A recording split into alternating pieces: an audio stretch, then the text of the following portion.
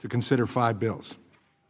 The chair announces that requests for recorded votes may be postponed pursuant to Clause 2 of Rule 11 of the Rules of the House of Representatives and Committee Rule 14B. Without objection, the chair may recess the committee at any point.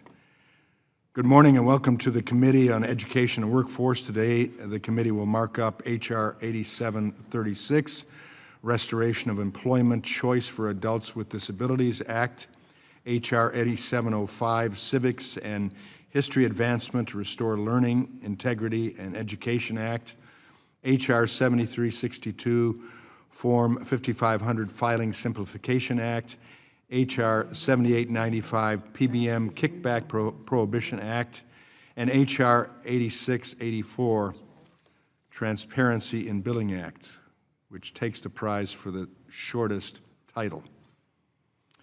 H.R. 8736, Restoration of Employment Choice for Adults with Disabilities Act, introduced by Representative Glenn Grothman, will increase employment opportunities for people with disabilities. In 2025, nearly 80% of people with disabilities were unemployed, according to the Bureau of Labor Statistics. And the unemployment rate for people with disabilities was more than double that of those without disabilities.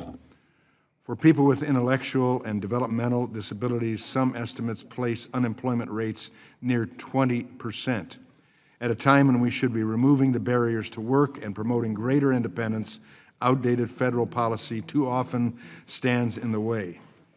H.R. 8736 helps reverse that trend by increasing access to employment opportunities and empowering more people with disabilities to participate in the workforce.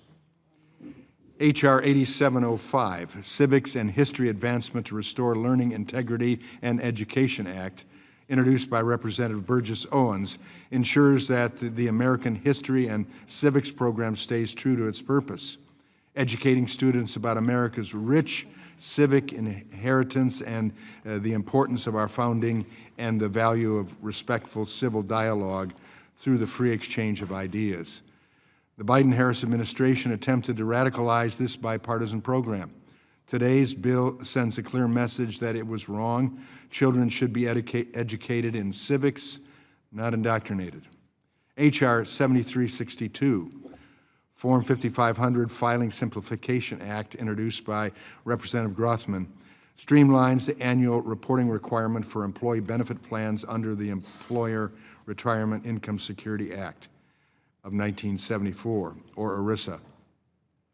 This bill reduces unnecessary red tape while maintaining strong reporting standards and transparency for employment benefit plans, or employee benefit plans. The bill also eliminates outdated and duplicative requirements, including the need to file certain extensions and, in some cases, manually sign or initial schedules that are part of Form 5500. H.R. 7895, PBM Kickback Prohibition Act, introduced by Rick Allen, cracks down on kickbacks and helps ensure health care decisions are made in the best interest of patients and employers, not pharmacy benefit manager middlemen. This committee is focused on lowering health care costs and bringing accountability and transparency to a system that has become too powerful and too secretive. H.R. 8684, Transparency in Billing Act of 2026, introduced by Representative Virginia Fox and Ranking Member Bobby Scott, protects workers and families from predatory pricing practices and reaffirms a simple premise: you should pay for the care you receive, not inflated charges. Increasingly, hospitals buy up outpatient clinics, then turn around and charge hospital facility fees and higher rates as though the care was provided at the hospital. Patients are left without clear information about where services were delivered or why they are being billed at significantly higher rates. This legislation promotes greater transparency, encourages honest billing practices, and helps lower health care costs for workers and families. Taken together, these bills are focused on real concerns facing American families, from finding meaningful work to assessing affordable health care and high-quality education. They reflect practical, common-sense reforms that will expand opportunity and improve everyday life for the people we serve. I thank the members who have worked diligently on these reforms, in some cases for multiple Congresses, and I hope and I look forward to the committee considering these bills today and these measures having a positive outcome. With that, I yield to the ranking member for an opening statement. Thank you, Mr. Chairman. Mr. Chairman, this committee has the responsibility to pass legislation that ensures that students will receive a quality education that protects workers, expands access to affordable quality care. And while I appreciate the bipartisan work reflected in some of the measures before us, several of these bills unfortunately continue a pattern of advancing divisive political priorities and weakening protections that workers, students, and families rely on. The first bill we'll consider is H.R. 8736, the Restoration of Employment Choice for Adults with Disabilities Act. Under present law, Section 511 of the Rehabilitation Act is amended by the Workforce Innovation and Opportunity Act, establishes safeguards for workers, particularly for workers under the age of 24. It prevents workers operating under Section 14C certificates from paying sub-minimum wage to disabled workers until certain conditions have been met.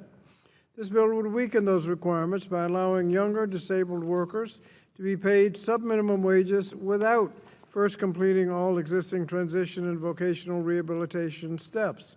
Legislation also creates an additional exception to the counseling and referring requirements of individuals already working at sub-minimum wage employment. 14C employment wage is a relic of the past where employers are legally permitted to discriminate against individuals with disabilities in the workplace, and workers with disabilities do not have access to federal protections. It is a past time that we phase out this harmful provision that denies equal opportunities for workers, and one strategy to facilitate that transition would be to adopt legislation that I've introduced, the Transformation to Competitive Integrated Employment Act, which would support workers as they transition from 14C sub-minimum wage to regular employment. So instead of making it easier for employers to pay disabled workers less money, Congress should be working to fully integrate disabled workers into the general workforce so we can fulfill the core goals of the Americans with Disabilities Act, and that is equal opportunity, full participation, independent living, and economic self-sufficiency. And so for those reasons, I'll be recommending a no vote.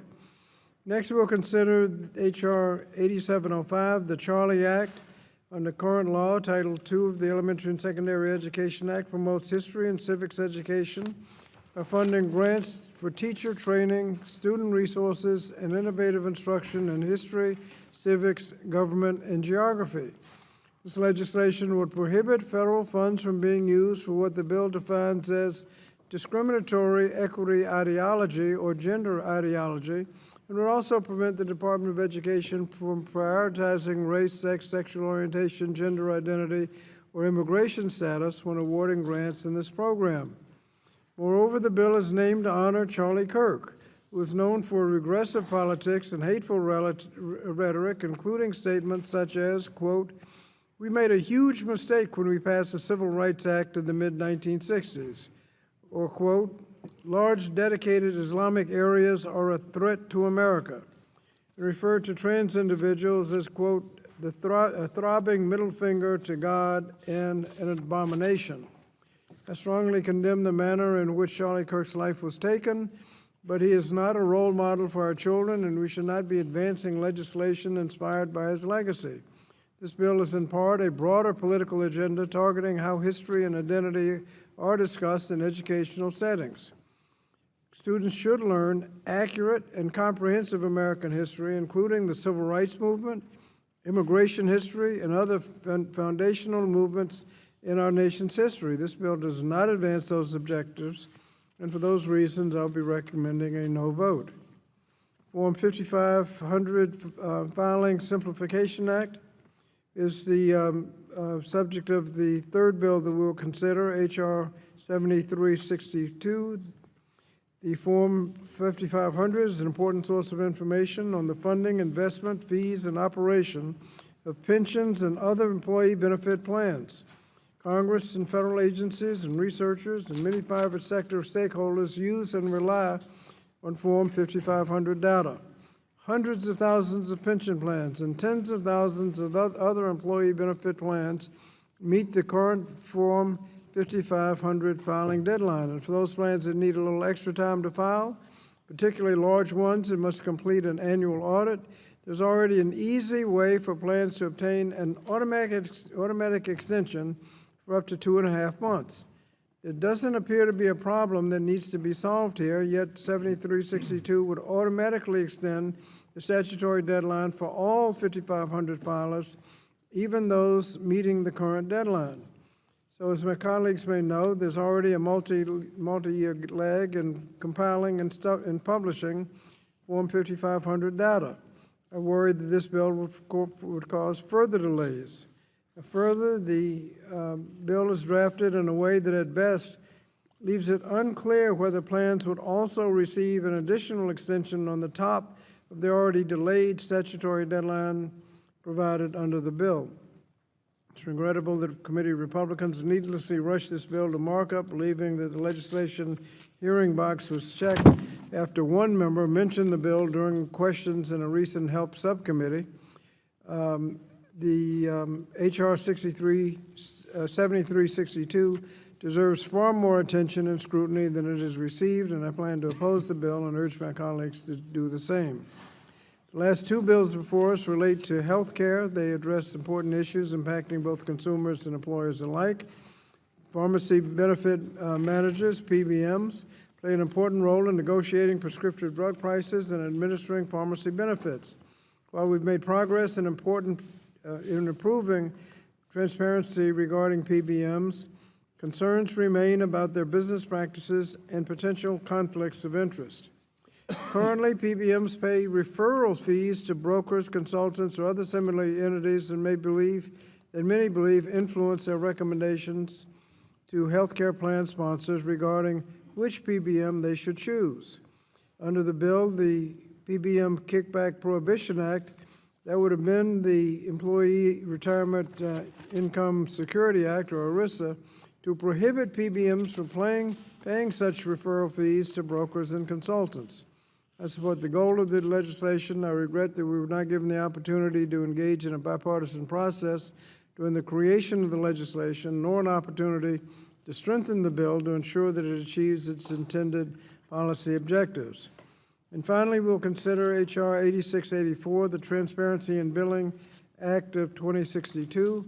Under changes enacted by the Consolidated Appropriations Act in 2026, Medicare will soon require hospitals to obtain a unique national provider identifier to allow payers to accurately determine the setting where the care was delivered. This will address the often opaque and exorbitant fees charged by hospital outpatient departments that contribute to higher health care costs. However, those same transparency requirements will not apply to the private insurance market, including ERISA-covered health plans. This bill is bipartisan legislation that I introduced with Dr. Fox last Congress. It would amend ERISA to extend similar transparency standards to the private sector by requiring hospitals to include the unique identifier for hospital outpatient departments before billing consumers or health plans. This is an important bipartisan effort to improve transparency and accountability in healthcare billing, and I support the legislation. With that, Mr. Chairman, I yield back. I thank the gentleman. Without objection, all other members who wish to insert written opening statements into the record may do so by submitting them to the committee clerk electronically by the end of the day today. Pursuant to the House rules, a copy of the text to be marked up was made available to members and the public at least 24 hours in advance. The bills being marked up today shall be open to amendment at any point, and the chair will allow members to offer amendments in a manner not prohibited by House or committee rules. Without objection, members who have more than one amendment to the bills and wish to offer their amendments en bloc may do so. The committee will now proceed to consideration of Bill H.R. 8736 for amendment. The bill was circulated in advance and printed copies are available. The clerk shall designate the bill. H.R. 8736, a bill to amend the Rehabilitation Act of 1973 to ensure workplace choice and opportunity for young adults with disabilities. Without objection, the first reading of the bill is dispensed with. Without objection, the bill will be considered as read and open for amendment at any point, and any amendment offered shall be considered as read. Does anyone seek to be recognized? Mr. Grothman, well, for what purpose do you seek recognition? I have an amendment at the desk, Amendment ANS 8736_01. The clerk shall designate the amendment in the nature of a substitute. Amendment in the nature of a substitute to H.R. 8736, offered by Mr. Gothman of Wisconsin, identifier ANS 8736_01. Without objection, the amendment shall be considered original text for purposes of further amendment. The amendment in the nature of a substitute has already been distributed. I now recognize Mr. Grothman for 5 minutes to explain the amendment in the nature of a substitute. Sure. What we're doing here is we're amending out some damage that was done under the Workforce Innovation and Opportunity Act, the WIOA Act, in 2014. In order to understand this bill and the discussion that's going to follow, one has to familiarize yourself with 14C certificates. I hope most congressmen on this committee at some point in their life have toured facilities that use 14C certificates. These are facilities which have employees which have certain, what used to be referred to as disabilities. They might have Down syndrome, they might have spina bifida, they might have severe autism. And for these reasons, it is, when you tour them, obvious that most of these employees would not be capable of making a regular minimum wage. These employees also are frequently or almost always on some sort of Social Security disability, so that's what their primary form of income is. Nevertheless, it provides a great deal of self-esteem to provide these people employees, frequently light manufacturing, packaging, that sort of thing. There are some people who philosophically don't feel people should be able to make $4.50 or $5 an hour, even with severe disabilities. And as the result, they inserted things a few years ago in 2014, saying that you had to try and fail at 3 jobs in the community before they allowed you to work for below minimum wage.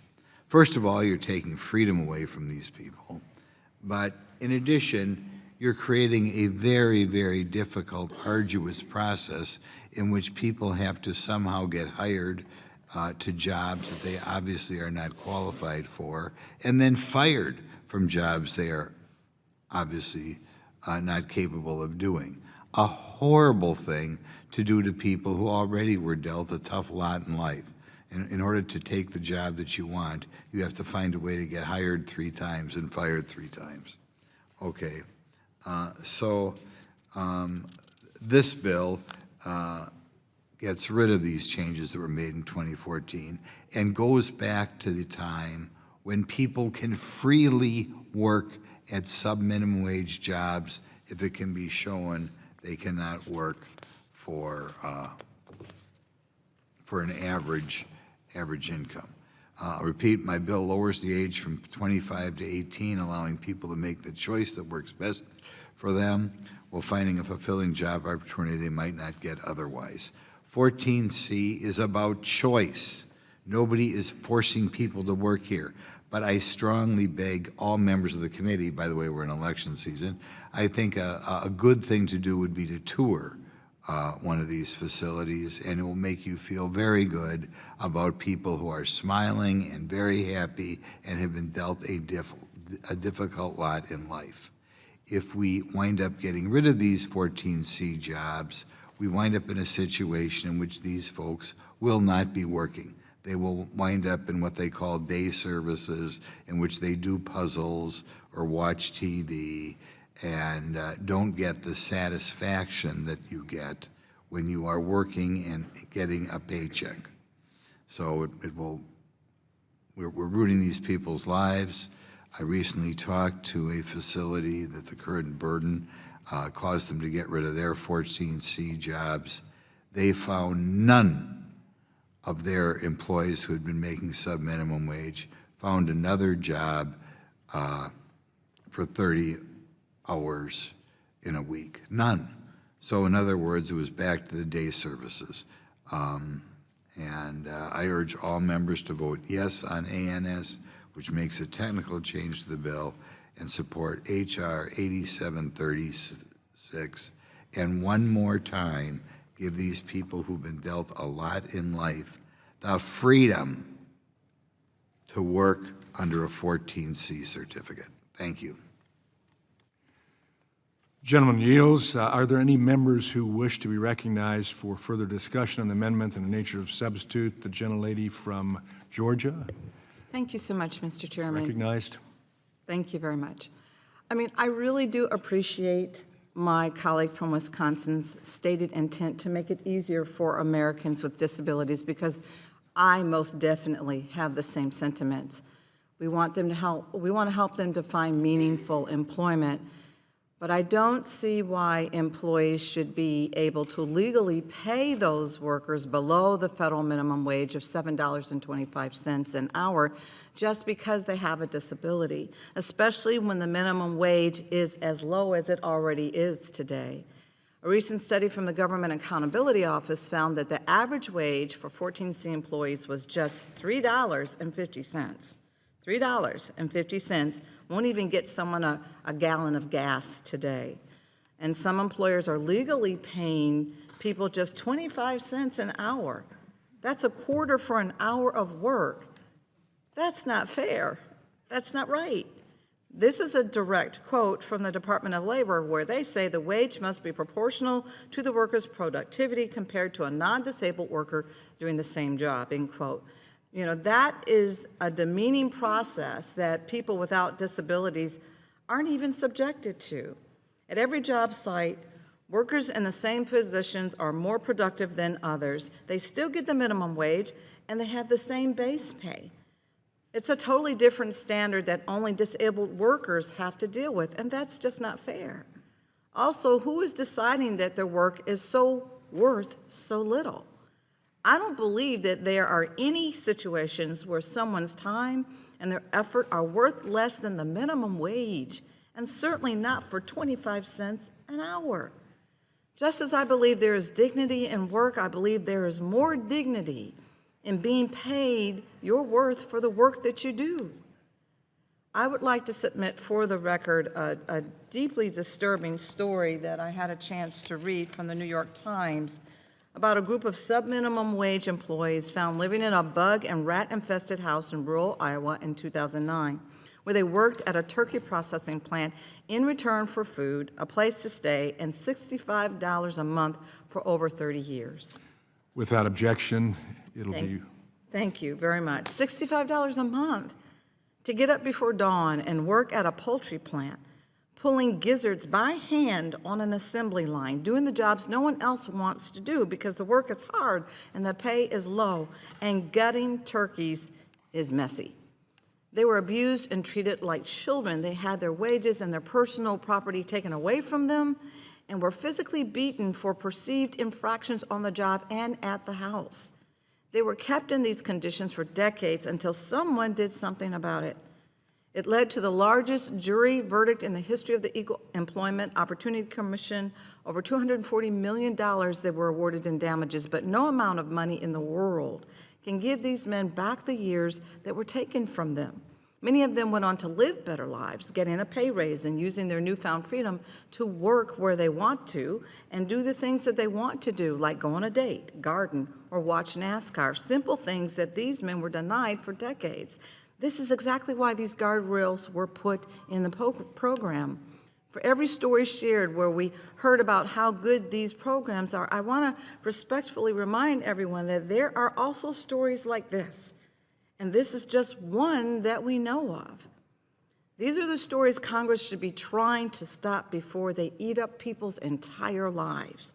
States across the political spectrum have outlawed or are phasing out the sub-minimum wage, including my home state of Georgia, as well as South Carolina, Tennessee, Alaska, California, Illinois, Washington, and many others. We should spend this time getting more people with disabilities employed with decent wages in integrated settings. But this does just the opposite. It removes important guardrails on a highly controversial program and will make situations like what I just described more likely to happen again in the future. So I do encourage my colleagues to vote no, especially those of us that are representing states that are already getting rid of these programs. And I yield. I thank the gentlelady. Does the gentleman from Pennsylvania seek recognition? I do. You're recognized for 5 minutes. Thank you, Chairman. I'm speaking in favor of this bill. It's incredibly important. You know, 14C program comes with oversight, and so I appreciate what the gentlelady from Georgia talked about what happened in Iowa. But the fact is that the system failed. Whoever was responsible in that state for regulating, if those individuals were employed under 14C, I'm not sure, I don't know if they were, but let's just speculate and say that they were. The fact that to work all those years under 14C and not be it was the folks that provide oversight that failed. That should have never occurred. The fact is, the fact is, this amendment makes sure that no individuals with especially severe disabilities are left behind.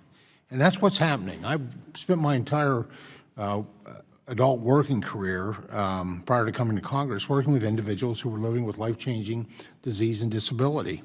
And H.R. 8736 it's not so much about the amount of pay, it's about the dignity of work. And individuals with disabilities deserve work options that meet their needs and interests. But more importantly, they want to be just like their friends and families and have a job. And I would say where you artificially push somebody into competitive wages, you take away opportunities for dignity, and they're not able to sustain that extra income that may be temporary because of their performance, you're going to threaten any financial assistance that they rely on to live on. You know, they have an income if they have disabilities and significant disabilities. They have support systems. So, but according to the Bureau of Labor and Statistics data in 2025, nearly 80% of people with disabilities were unemployed. The unemployment rate for people with disabilities was more than double that of people with disabilities. At a time when we should be doing everything we can to provide more work opportunities for people with disabilities, current federal law does the opposite. And Section 511 of the Rehabilitation Act of 1973 was written with good intentions, but it is not working as intended. Some states require individuals with disabilities to be fired multiple times from competitive integrated employment before accepting 14C employment. Some states are also failing to fulfill their obligations under Section 511 to provide ongoing services to individuals with disabilities, further placing roadblocks in front of these workers and their families. This bill fixes those problems. Some Democrats argue that Section 14C amounts to discrimination, but they shy away from the impact on real people when Section 14C opportunities are taken away. The Government Accountability Office reported last year on outcomes for former 14C workers in Colorado, Oregon, two states that have eliminated 14C employment options. Of the individuals in those two states were able to track, less than half of the former 14C workers found other employment. The data is clear. Without these opportunities, many of those with disabilities would be forced to sit at home all day. They would be forced to separate from their peers, their friends, the family that they develop in these work settings. The reality is that for some workers with disabilities, those employment opportunities are life-saving. Many families have told me how 14C has given individuals and their families the opportunity to socialize, make friends, learning valuable skills, and take home a paycheck in the process. If you have never been in one of these settings on payday, I strongly encourage you to do that. It doesn't matter what the size of the check is or the number. There's something just human about the dignity of work and the celebration that occurs on payday. It's a great experience, actually. For individuals with disabilities and their families who want access to 14C employment options, we should eliminate the barrier that Section 511 has created. HR 8736 does just that, and I'm appreciative to my good friend from Wisconsin, and I urge my colleagues to support this bill, and I yield back. I thank the gentleman. I now recognize the gentleman from Virginia, the ranking member, Mr. Scott, for 5 minutes. Thank you, Mr. Chairman. Mr. Chairman, under Section 14C, the Fair Labor Standards Act, employers have a special certificate may pay workers with disabilities less than the federal minimum wage of $7.25 an hour. As my colleague from Georgia has pointed out, the GAO has estimated the average wage under 14C is approximately $3.50. 14C is antithetical to the Americans with Disabilities Act, which seeks to ensure equality of opportunity, full participation, independent living, and economic self-sufficiency for people with disabilities. In contrast, the subminimum wage employment consigns people with disabilities to a lifetime of poverty and segregation. Section 511 of the Rehabilitation Act limits the use of 14C by requiring individuals with disabilities who are 24 years or younger to complete requirements designed to improve their access to competitive integrated employment, including transition services, vocational rehabilitation, and career counseling services before they are employed at a subminimum wage. Section 511 also requires that all workers with disabilities of any age who are paid under a 14C certificate receive regular career counseling and information about self-sufficiency, self-determination, and peer mentoring training opportunities in their local area. This bill would weaken these sensible provisions that support the goal of making investments in competitive integrated employment for people with disabilities, and that were enshrined in the 2014 reauthorization of the Workforce Innovation and Opportunities Act, or WIOA. Section 511 ensures that individuals will not be employed at subminimum wage unless they have explored other avenues of competitive integrated employment and then voluntarily make an informed choice to engage in subminimum wage employment. This bill eliminates the necessity of all of those safeguards, and so what we need to, so they lets them work at the minimum wage, and it's so-called choice to work at the minimum wage. That's an interesting use of the word choice. They get relegated to the minimum wage without all of those safeguards. For those reasons, Mr. Chairman, I will ask people to vote no on the bill unless it's amended to provide significant transformational services. I yield back. The gentleman yields. I recognize the vice chairman of the committee, the gentleman from Utah, Mr. Owens. Thank you so much. First of all, my highest recommendation is to visit one of these facilities before we make a decision that it's not working. We're not now in 2009, we're now in 2026. We have good people. Well, first of all, there are bad people in every industry.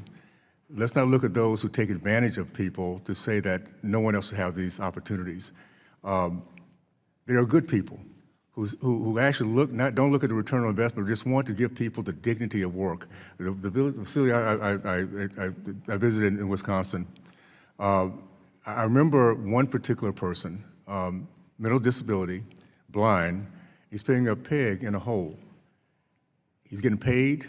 Later on, I had a chance to ask him what his dreams were. He had dreams. This is something John Deere could do by robots if they wanted to. But they're trying to give back to the community, these folks, the opportunity that many of us take for granted to be able to go out there and work and overcome and have communities, have people that we can relate to, instead of staying at home or looking at TV or just taking trips, day trips, doing absolutely nothing other than that. So I would say this, experiencing it, seeing it firsthand, is one of the things that I think will be a really good job for everyone here. The bill is simple. It gets federal government out of the way so individuals can make opportunities to work for themselves. By the way, these are folks that we're asking to go out and compete in a business where they know they're not going to get a job. They're not going to get the job because they can't do the job. So they're supposed to fail, get a job, fail 3 times, and then all of a sudden they can be part of something that will allow them to have the self-esteem they need. By cutting through the regular red tape, we help these workers find jobs early in their lives and get them building up their skill set and dignity that comes with having meaningful employment. Having spoken to families whose loved ones utilize the 14C employment, I know the impact of this work is having. Anyone who goes and visits these facilities can see the excitement, the pride, the idea that they're respected, they're with their friends. Let's not take that away from folks just because we think we know better. So with that, I'd like to yield back. Thank the gentleman. Does the gentlelady from Oregon wish to be recognized? Yes, thank you, Mr. Chairman. I wish to speak in opposition to the bill. You're recognized for 5 minutes. Thank you. I first want to say that I align myself with the comments that have been made about the importance of the dignity of work and the recognition that people with disabilities deserve that opportunity, without a doubt. And I want to align myself with the comments of my colleague from Georgia, Representative McBath. My state of Oregon, because it was mentioned here today, has phased out sheltered workshops, in part because of decade-long litigation, but also because of a recognition that to send somebody the message of you deserve the dignity of work, but you don't deserve to even make minimum wage is inconsistent and wrong. So I just want to note that my state of Oregon does support job search and helping people find an appropriate job for them, and they are paid at least a minimum wage. And I just wanted to quote the Director of Disability Rights Oregon, who said, at the end of the day, what really matters is knowing that there are thousands of Oregonians who now see themselves in their work as having value, having equal value, and that level of confidence and dignity and sense of self-worth. So that's what this is about. We absolutely agree that people should have opportunities to participate in work, but I don't agree, and I seriously dispute the message that dignity is arrived by saying you are less than and we are going to pay you less than, even minimum wage, which, as Representative McBath noted, for states without a state minimum wage is only $7.25 an hour. So I encourage my colleagues to vote no on the bill, and I yield back the balance of my time. I thank the gentlelady. Does the gentleman from South Carolina seek recognition? Mr. Wilson?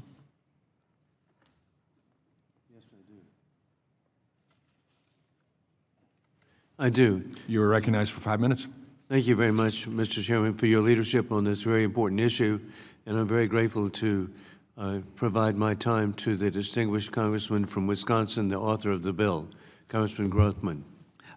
First, I'd like to enter into the records 16 letters of support for H.R. 8736.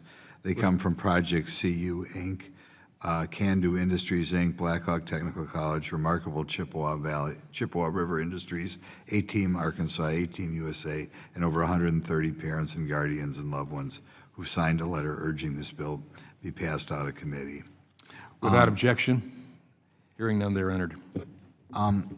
It's all fine and good to say that these people are going to find a job in the community. The facility I'm most familiar with, because of the current burdensome regulations, shut down.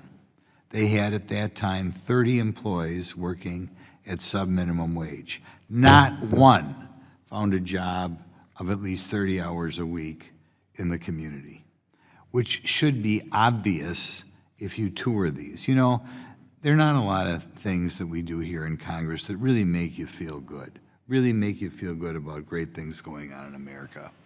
And maybe one of the few things that really makes me feel good is when I tour these facilities in my district.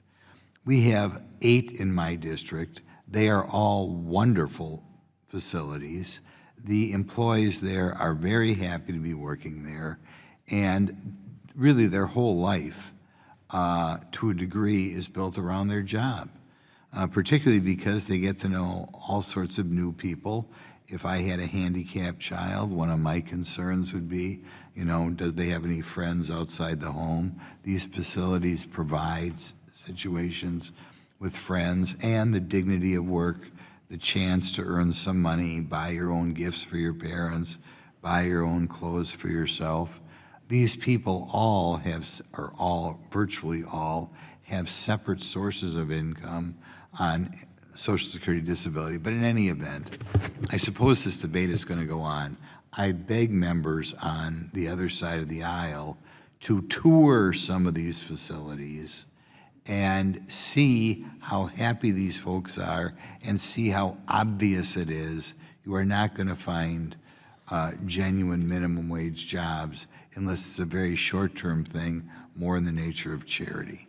So I beg members on the other side of the aisle, rather than recount talking points that somebody gave you, see these facilities. Mr. Owens over there, he saw a facility in Wisconsin. It's tremendous. Whenever I see my facilities like this, it makes my week to see so many people who've been dealt a difficult lot in life so wildly happy because they can now go to work just like everyone else. And like I said, if you get rid of these 14C certificates, they're not going to find a job for $15,000 a year. They'll get no job at all. They'll be restricted to putting together puzzles and watching TV. What a horrible, mean thing to do to these people who've been dealt a difficult lot in life. But in any event, thank you, Mr. Chairman. I thank the gentleman. I yield back. Gentleman yields. Are there any others who wish to speak on the amendment in nature of a substitute? There being no further discussion on the amendment in the nature of a substitute, the committee will move to consideration of amendments. Are there any members who would like to offer amendments? I recognize the gentleman, the ranking member from Virginia, Mr. Scott, for the purpose of amendment. Thank you, Mr. Chairman. I have an amendment at the desk, Scott VA _ 063. The clerk will identify the amendment.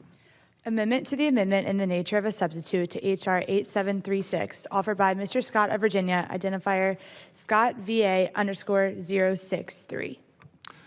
This gentleman from Utah wish to reserve a point of Chairman, order. I reserve a point of order. A point of order is reserved. I now recognize the gentleman from Virginia, the ranking member, Mr. Scott, for 5 minutes in support of his amendment. Thank you, Mr. Chairman. Mr. Chairman, before I begin my remarks, I'd just like to let the gentleman from Wisconsin know that I've been visiting these facilities for at least 4 decades. One of the facilities is getting rid of 14C certificates altogether, and Virginia is phasing out the 14C certificates. But in recent decades, subminimum wage employment for those with disabilities has actually declined as rights, access to education, and employment opportunities have expanded.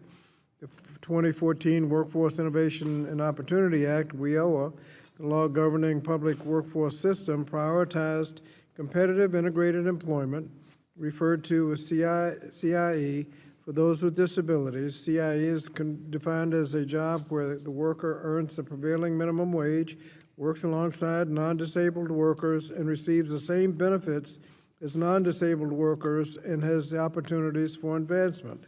17 states and the District of Columbia have laws and policies that phase out the use of 14C certificates, and these states, including my own state of Virginia, have moved beyond this 90-year-old exception to the Fair Labor Standards Act, and it's past time to update the federal policy. This bill moves the country in the wrong direction, but my bipartisan bill, the Transformation to Competitive Integrated Employment Act, which I'll be offering as an amendment, provides for federal grants to enable states and 14C employers to transform their services and business models to foster opportunities for competitive integrated employment.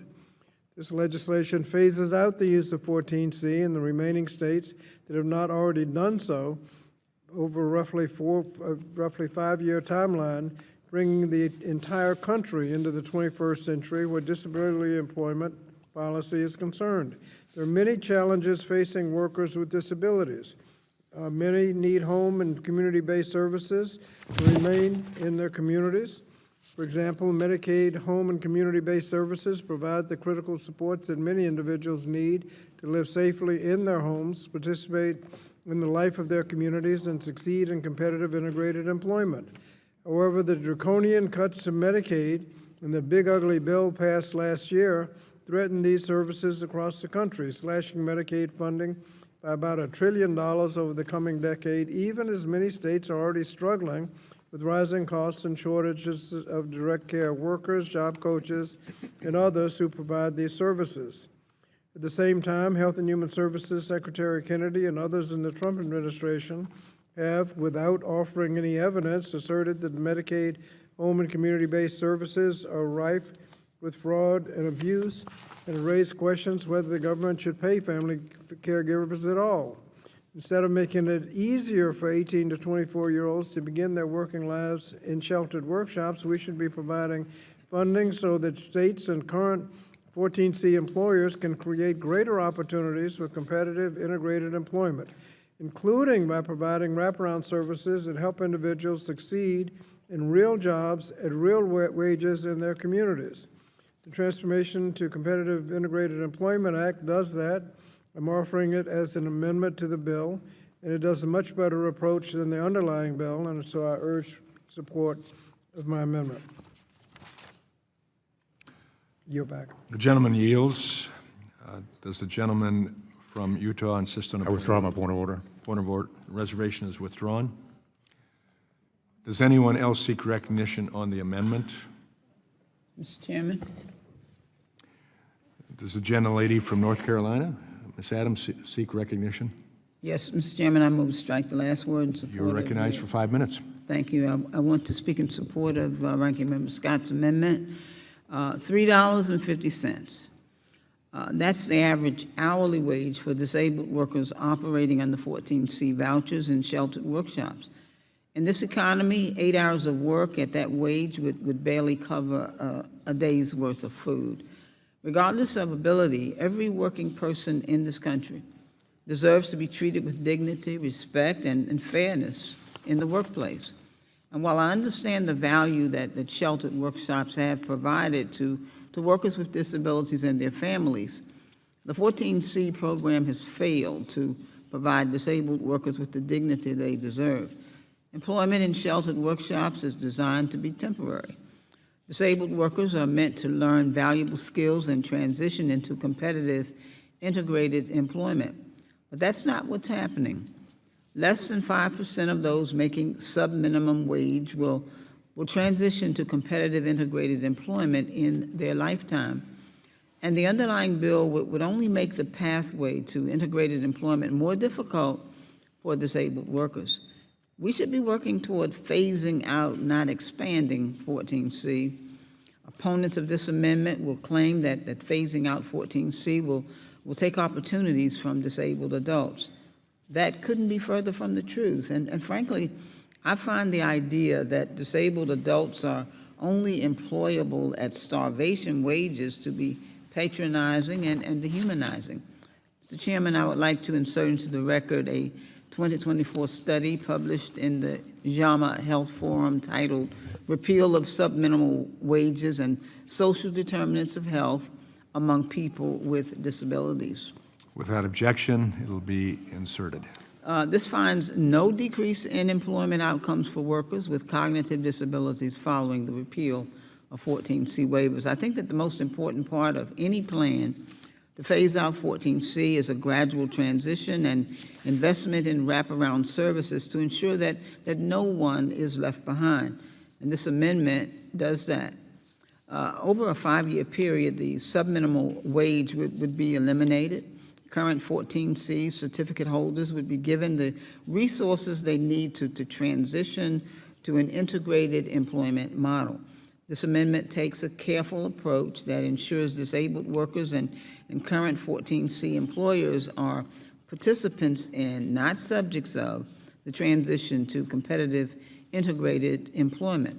And rather than expanding a program that has failed to deliver for disabled workers, I encourage all of my colleagues to work toward a system that respects the dignity of disabled workers' labor to support this amendment. Mr. Chairman, I yield back. I thank the gentlelady. Does the gentleman from Utah seek to be recognized? Mr. Chairman, on further consideration, I insist on the point of order. Point of order is reserved.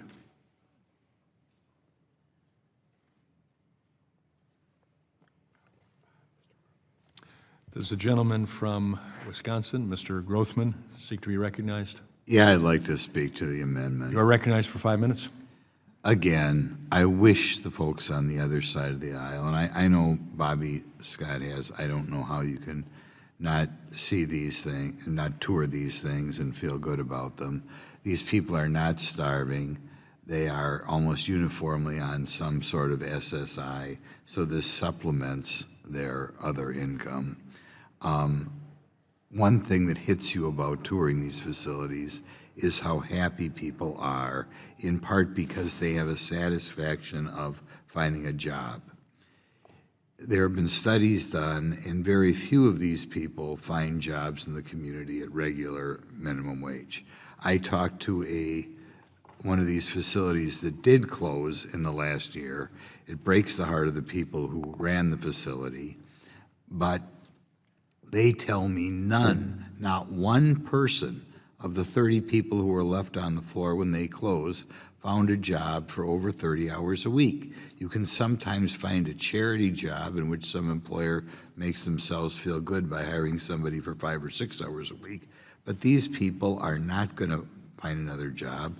Right now, these places provide socialization for people who've been dealt a difficult lot in life, and nobody is forcing them to be there.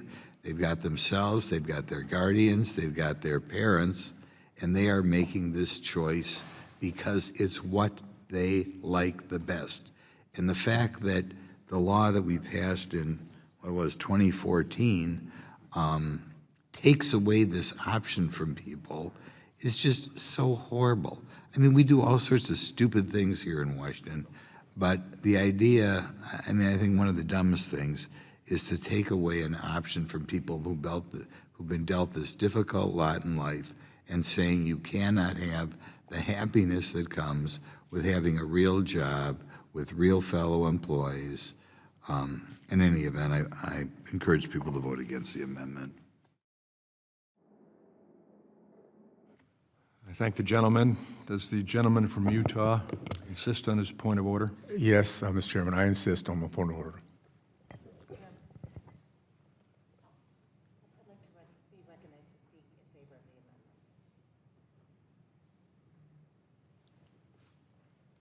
The gentlelady from Oregon is recognized for 5 minutes.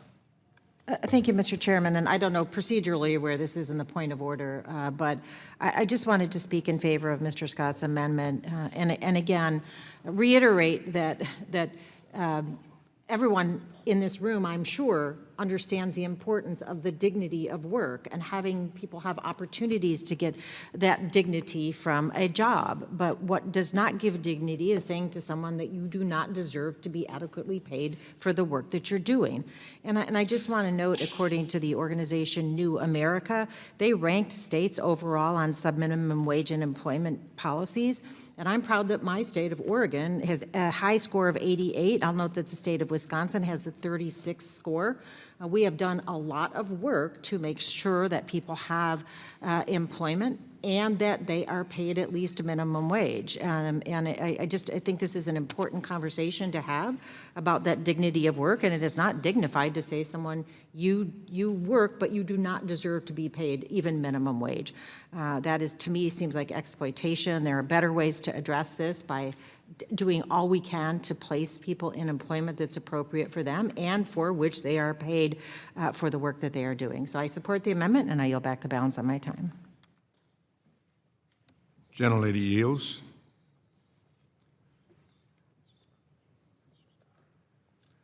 I recognize the gentleman from Virginia, the ranking member. Well, did gentleman insist on his point of order? The gentleman from Utah, do you still insist on your point of order? He insists on his point of order. Mr. Chairman, I understand the technical problems with the amendment, and so I won't object to the ruling that it's not in order, and I'll be supporting Ms. Macbeth's amendment that does much of what's in this amendment. I would point out, however, that it's, the ruling is a little late, so if it happens subsequently, we don't want to use this as a precedent. The gentleman withdraws his amendment. Withdraw. The gentleman withdraws his amendment. Does anyone else seek recognition to offer an amendment? I recognize the gentlelady from Georgia, Ms. McBath. Thank you, Mr. Chair. I do have an amendment at the desk, McBath, AMD_EMPTA. The clerk will report the amendment. Amendment to the amendment in the nature of a substitute to H.R. 8736, offered by Ms. McBath of Georgia, identifier McBath_AMD_EMPTA. Does the gentleman from Utah reserve a point of order? Yes, I reserve point of order. A point of order is reserved. I now recognize the gentlelady from Georgia, Ms. McBath, for 5 minutes in support of her amendment. Thank you, Mr. Chairman. You know, we've heard a lot this morning about the dignity of work and making sure that individuals with disabilities have the opportunities that should be afforded to them for equity. We've heard a lot about that this morning, but there again, to reiterate, let's make sure that there's equity and let's enhance that opportunity of the dignity of work for them, because they do at least deserve a minimum wage.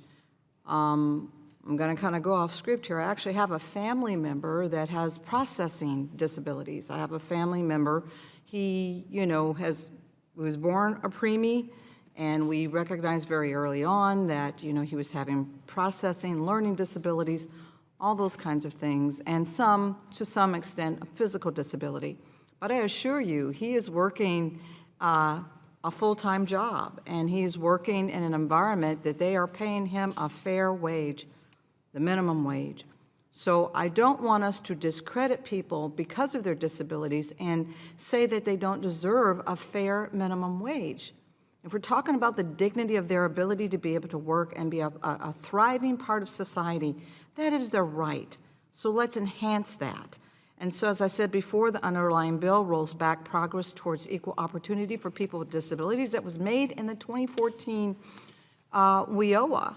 And WIOA not only codified competitive integrated employment, or CIE, as the appropriate goal of vocational rehabilitation services for disabled job seekers, Section 511 ensured that young adults who were aged 18 through 24 receive appropriate services to help them successfully transition to adulthood with the necessary tools and experiences to succeed in competitive integrated employment before they receive sub-minimum wages and work in segregated environments. This amendment builds on the success of those bipartisan efforts, and the path was charted by the states and employers across the country that have stopped allowing the payment of sub-minimum wages to disabled workers. This language is taken from the bipartisan version of WIOA that had been negotiated and agreed to by Republicans and Democrats on this committee. Similar language can also be found in the version of WIOA that was voted out of committee just a few weeks ago with the unanimous support of my Republican colleagues. It would support the creation of a technical assistance center with the Office of Disability Employment Policy, ODEP, at the Department of Labor that would provide technical assistance to employers and states who have chosen to or want to phase out the use of 14C certificates and instead provide a real path to opportunities for competitive integrated employment. I encourage my colleagues to support this amendment because truly, as I said, I have someone in my family that has both physical and emotional mental disabilities. And I assure you, he has deserved every ounce of responsibility that he gets in the work that he does every single day. And yes, he is very much integrated into the community, and he is very well loved and received and is an integral part of the work that he does in his community and on his job. But that business saw fit to make sure that he was equally and equitably cared for and treated, and he receives a fair wage. And I think that everyone Everyone deserves a fair wage for the work that they do. So I encourage my colleagues to support this amendment, and I yield back the balance of my time. The gentlelady yields. Does the gentleman from Utah insist on a point of order? I withdraw my point of order. The reservation is withdrawn. Is there further discussion on the amendment?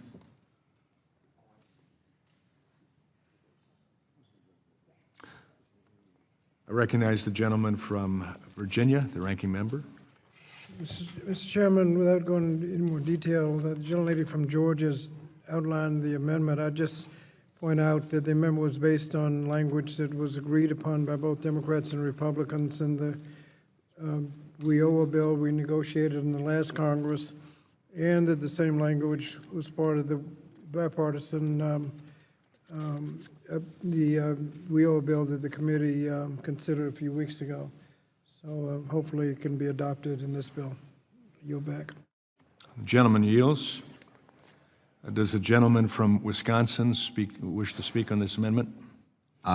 No, I think I've kind of made the major points here. I guess the one thing I'll add is they think by hiring a bunch of bureaucrats to go in and meet with these people, you're going to take somebody with obvious disabilities and change what you have. You're not going to, I just one more time beg all the other members of the committee to tour one of these facilities, to see how happy these folks are, and to see, at least in some cases, how obvious it is that you're not going to find an employer in the community give people a 40-hour-a-week job at a minimum wage. But, and again, I beg people on the other side of the aisle, because it'll come up, to tour these facilities. Thanks. The gentleman yields. Are there any others who wish to speak on this amendment?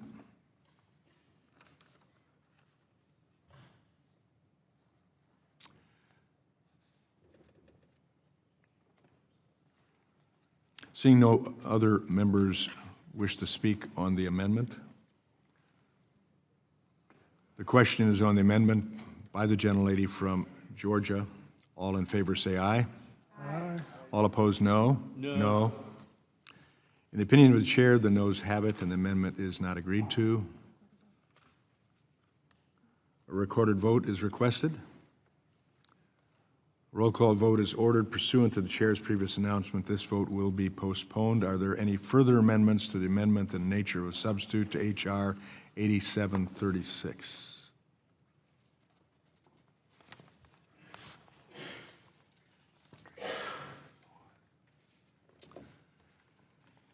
There being no further amendments, the question now occurs on the amendment. Further action on H.R. 8736 is postponed.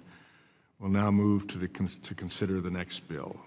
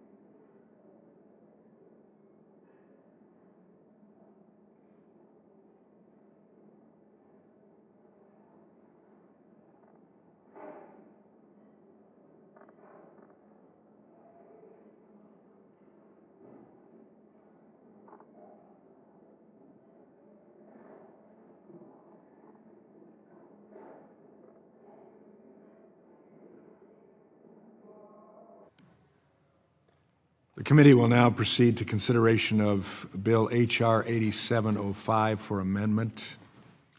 The bill was circulated in advance, and printed copies are available. The clerk shall designate the bill. H.R. 8705, a bill to amend the Elementary and Secondary Education Act of 1965 to prevent the American History and Civics program from funding radical indoctrination and for other purposes. Without objection, the first reading of the bill is dispensed with. Without objection, the bill will be considered as read and open for amendment at any point, and any amendment offered shall be considered as read. Does anyone seek to be recognized? Mr. Owens? Yes. For what purpose do you seek recognition? I have an amendment at the desk. I have the amendment in the nature of a substitute at the desk. The clerk shall designate the amendment in the nature of a substitute. Amendment in the nature of a substitute to H.R. 8705, offered by Mr. Owens of Utah, identifier MUANS 8705_01. Without objection, the amendment shall be considered original text for purposes of further amendment. The amendment in the nature of a substitute has already been distributed. I now recognize Mr. Owens for 5 minutes to explain the amendment in the nature of a substitute. Thank you, Mr. Chairman. The NS to the Charlie Act simply makes a technical change to the bill. I'm proud to champion this bill named after my friend Charlie Kirk, who dedicated his life to encouraging civil discourse and political engagement. This common sense legislation prohibits ideological capture of the ESEA History and Civics program, ensures that there's no prioritization of funding on the basis of race, sex, gender ideology, or immigration status. Currently, American students are woefully ignorant of basic civics and history. A 2024 survey of over 3,000 undergraduates conducted by the American Council of Trustees, Alumni, and College Pulse found that 40% of students believe that senators serve 4 terms. 75% of students did not know that the Constitution does not specify the number of justices on the Supreme Court. Half of the students surveyed believed that the Constitution was written in 1776. Clearly, students are not well informed of the fundamental civics and history concepts. Unfortunately, the previous administration attempted to weaponize the program to prioritize funding for projects that incorporate racially, ethnically, culturally, and logistically diverse perspectives into teaching and learning. After receiving criticism from then-ranking member Virginia Foxx, the Department of Education decided against officially prioritizing funds based on bias criteria described in their proposed priorities. However, in 2023, the department again announced that it would prioritize funds on projects promoting equity and student access for underserved students. That includes categories as non-white, English learning, LGBTQ students, and illegal aliens. Federal education dollars should help students learn how American government works and prepare them to be responsible citizens, not steer children toward radical political agendas. At the time when political violence is on the rise, we should be strengthening shared values and national unity. I urge my colleagues to vote yes on the Charlie Act, which restores sanity and fairness to the ESEA civics and history programs. With that, I yield back. I thank the gentleman. Are there any members who wish to be recognized for further discussion on the amendment in the nature of substitute? This gentlelady from Oregon, Ms. Bonamici, seek to be recognized. Yes, Mr. Chairman, I move to strike the last word and speak in opposition to Recognized for 5 minutes. Thank you very much, Mr. Chairman. I'm a strong supporter of history and civics education, and it was interesting to hear my colleague talk about how little students know. I just had an amazing visit with Abernathy Elementary School in Portland. Their 5th graders knew how many members of Congress there are. They knew the separate branches of government. They were in 5th grade and they knew that. And then the same week I visited with a high school class at Lincoln High School, also in Portland, Oregon, public high school, and they just came in 6th in the nation in a civics competition. They can discuss the history of the Constitution, all of the amendments, and apply contemporary issues to the Constitution, and they are at a public high school. So I'm a strong supporter of civics education, and we have a lot to be proud of. Yes, we have work to do, but again, as we say in this committee many times, curriculum decisions are up to states and local governments, not Congress. But this bill is counterproductive and frankly absurd. And it seems like, once again, my Republican colleagues are more interested in cultivating some kind of hysteria and demonizing teachers than in actually legislating. The grants under this program are intended to improve the quality of teaching and instruction in American history and civics education. If that's what they actually did, that would be great. But my colleagues have provided absolutely no substantive evidence that funds are being used to, quote, radically indoctrinate, close quote, children, or perpetuate, quote, discriminatory equity ideology, close quote. Instead, they cite secondhand anecdotes and use sweeping generalizations about what they imagine is going on in schools to justify what appears to be a political witch hunt. The hypocrisy is truly staggering here. The majority repeatedly and rightfully asserts that the federal government should have no role in setting school curricula. Then they turn around and introduce yet another book banning bill to tell teachers what they can and can't teach. What happened to local control? What happened to returning education to the states? This administration's obsession with so-called gender ideology is also disgusting and frankly harmful. It's reprehensible to attack transgender individuals, especially transgender youth. This came up on the floor yesterday as well. As I've said before, the goal here is not an elimination of ideology, but of people who are just as deserving of dignity, respect, and love as you are. So if my colleagues are truly interested in strengthening the American History and Civics education program, I encourage them to look into the bipartisan Constitution and Civics Education is Valuable in Community Schools, or Civics Act, which is pending in the Senate. Representative Bacon and I will soon be introducing a bipartisan House companion of this bill to promote hands-on civic engagement activities that actually educate students about the history and principles of the U.S. Constitution, including the Bill of Rights. This is what we should be focused on. Let's leave the local issues to local districts. Let's not mark up polarizing bills that make no difference in the lives of students except to be harmful, and educators and families. And let's think about what side of American history we all want to be on. Thank you, Mr. Chairman. I yield back. Does the gentleman from North Carolina, Mr. Harris, seek to be recognized? Yes, sir, Mr. Chairman. I seek recognition to speak on the bill. You're recognized for 5 minutes. Thank you, Mr. Chairman. I'm proud to support the Civic and History Advancement to Restore Learning, Integrity, and Education Act, also known as the Charlie Act, and express my gratitude to Representative Owens for leading out in this. I want to take just a moment to highlight one aspect of this bill that should be important to every member of this committee, and that is restoring civics to the classroom. This bill would ensure that federal civics funding focuses on teaching the Constitution, American history, and principles of self-government. When you look at the alarming number of students and adults who cannot identify basic civics, this is what you will find. In one survey with the Annenberg Public Policy Center in 2023, it found that 33% of respondents, of whom 6 in 10 had taken a high school civics course focusing on the Constitution or judicial system, could not name all 3 branches of government, while 17% of respondents could not name a single branch. In another survey from the U.S. Chamber of Commerce Foundation in 2024, it found that 70% of the 2,000 registered voters surveyed failed a civic literacy quiz on basic questions of American government. Half of respondents could not, and I quote, correctly name the branch of government where bills become laws. In one last survey from the American Bar Association in 2024, it was found that only 41% of the respondents could correctly identify the Constitution as the document that begins with the words, "We the people."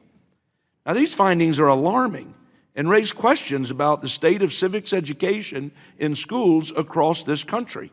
Every American should be able to correctly answer basic questions about our system of government, the unique history of the United States, and the civic structures that are essential to our democratic republic.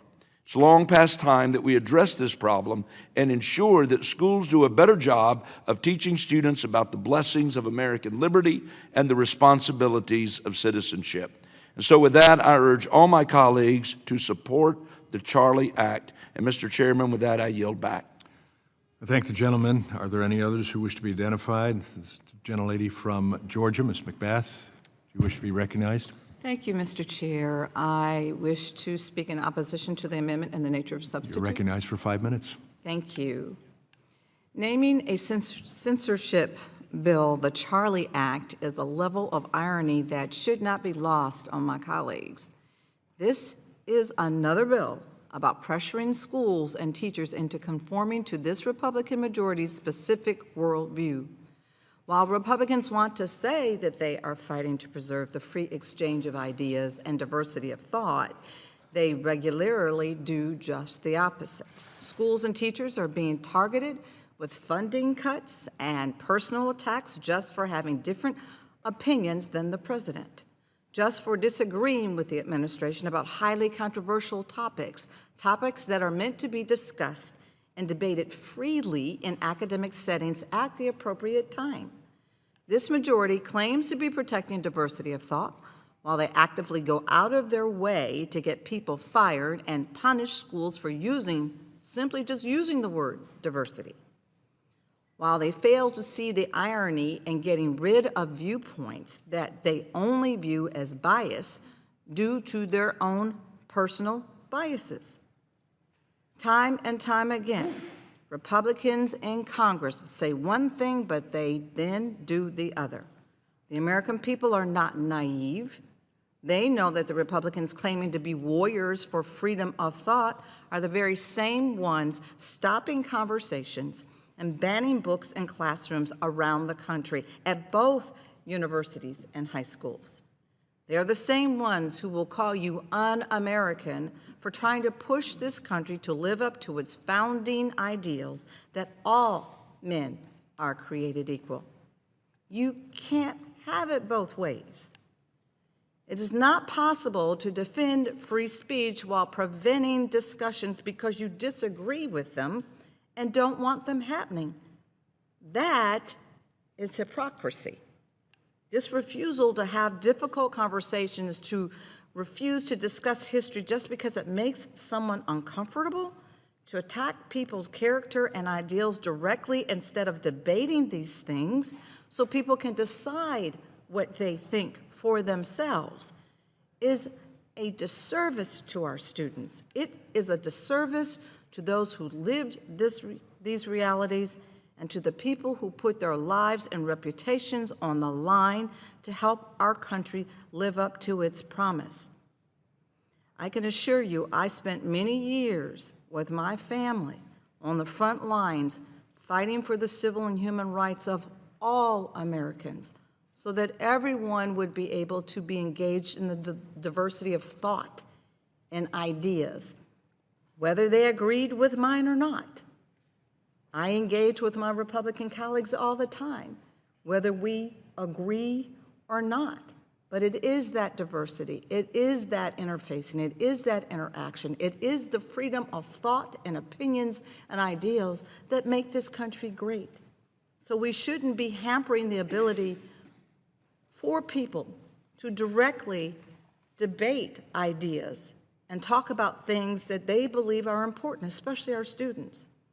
So I'm opposed to this bill, and I yield.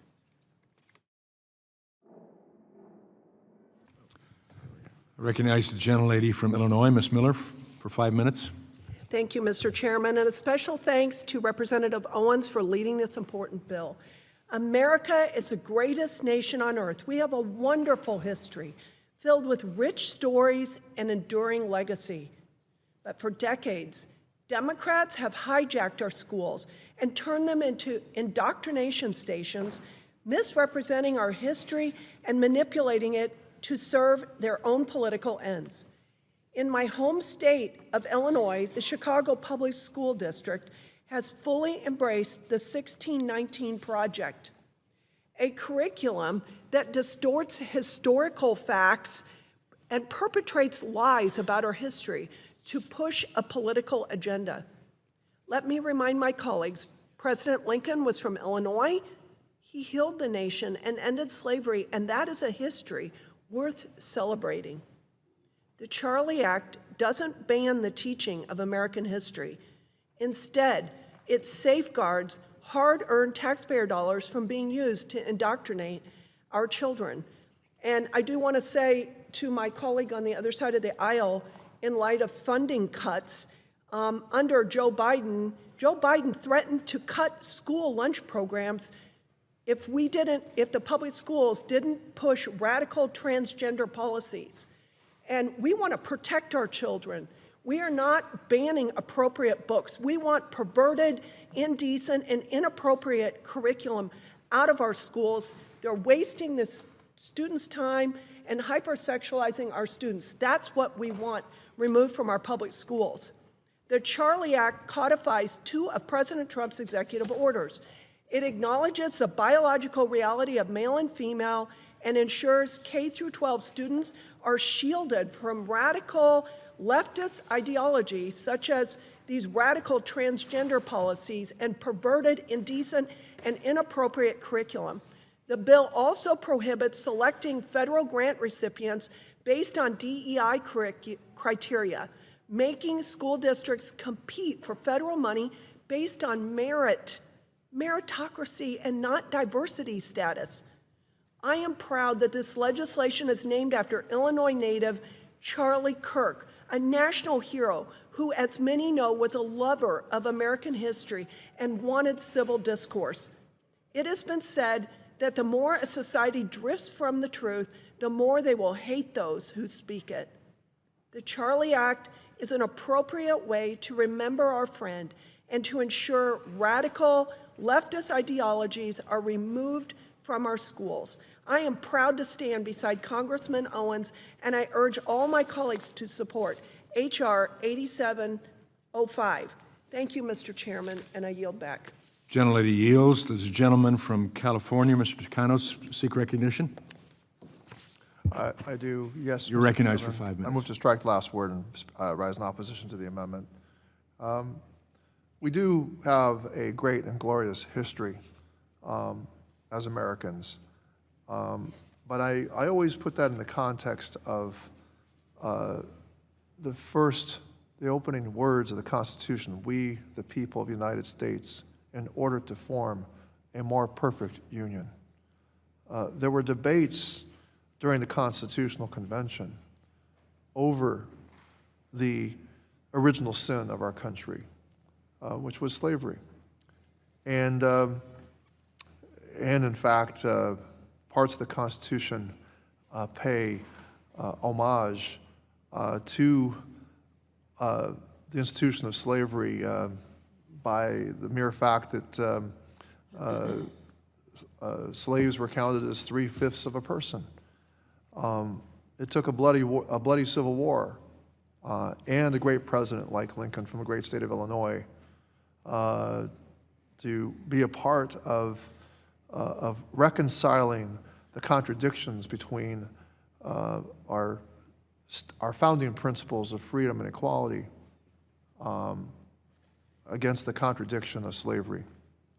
So in order to form a more perfect union implies that we were not a perfect union. And the greatness of our country is the consequence of generations and generations of Americans fighting to make the country more perfect than when it began.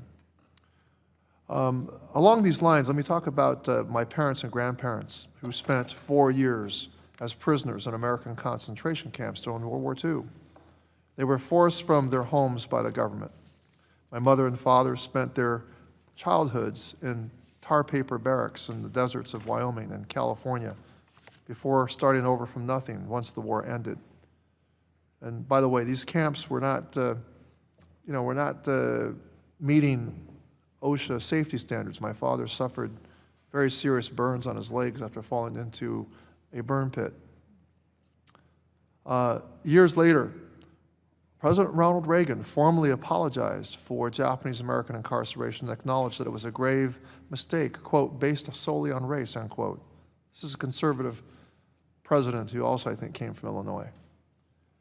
But today, on one such incarceration camp, the Trump administration had posted signs making visitors report, quote, any signs or any information that are negative about either past or living Americans, unquote. Japanese Americans, like my family, fought to preserve those incarceration sites so that they would teach future generations about the dangers of prejudice and racism. This administration has put up signs warning docents and park rangers not to make America look bad.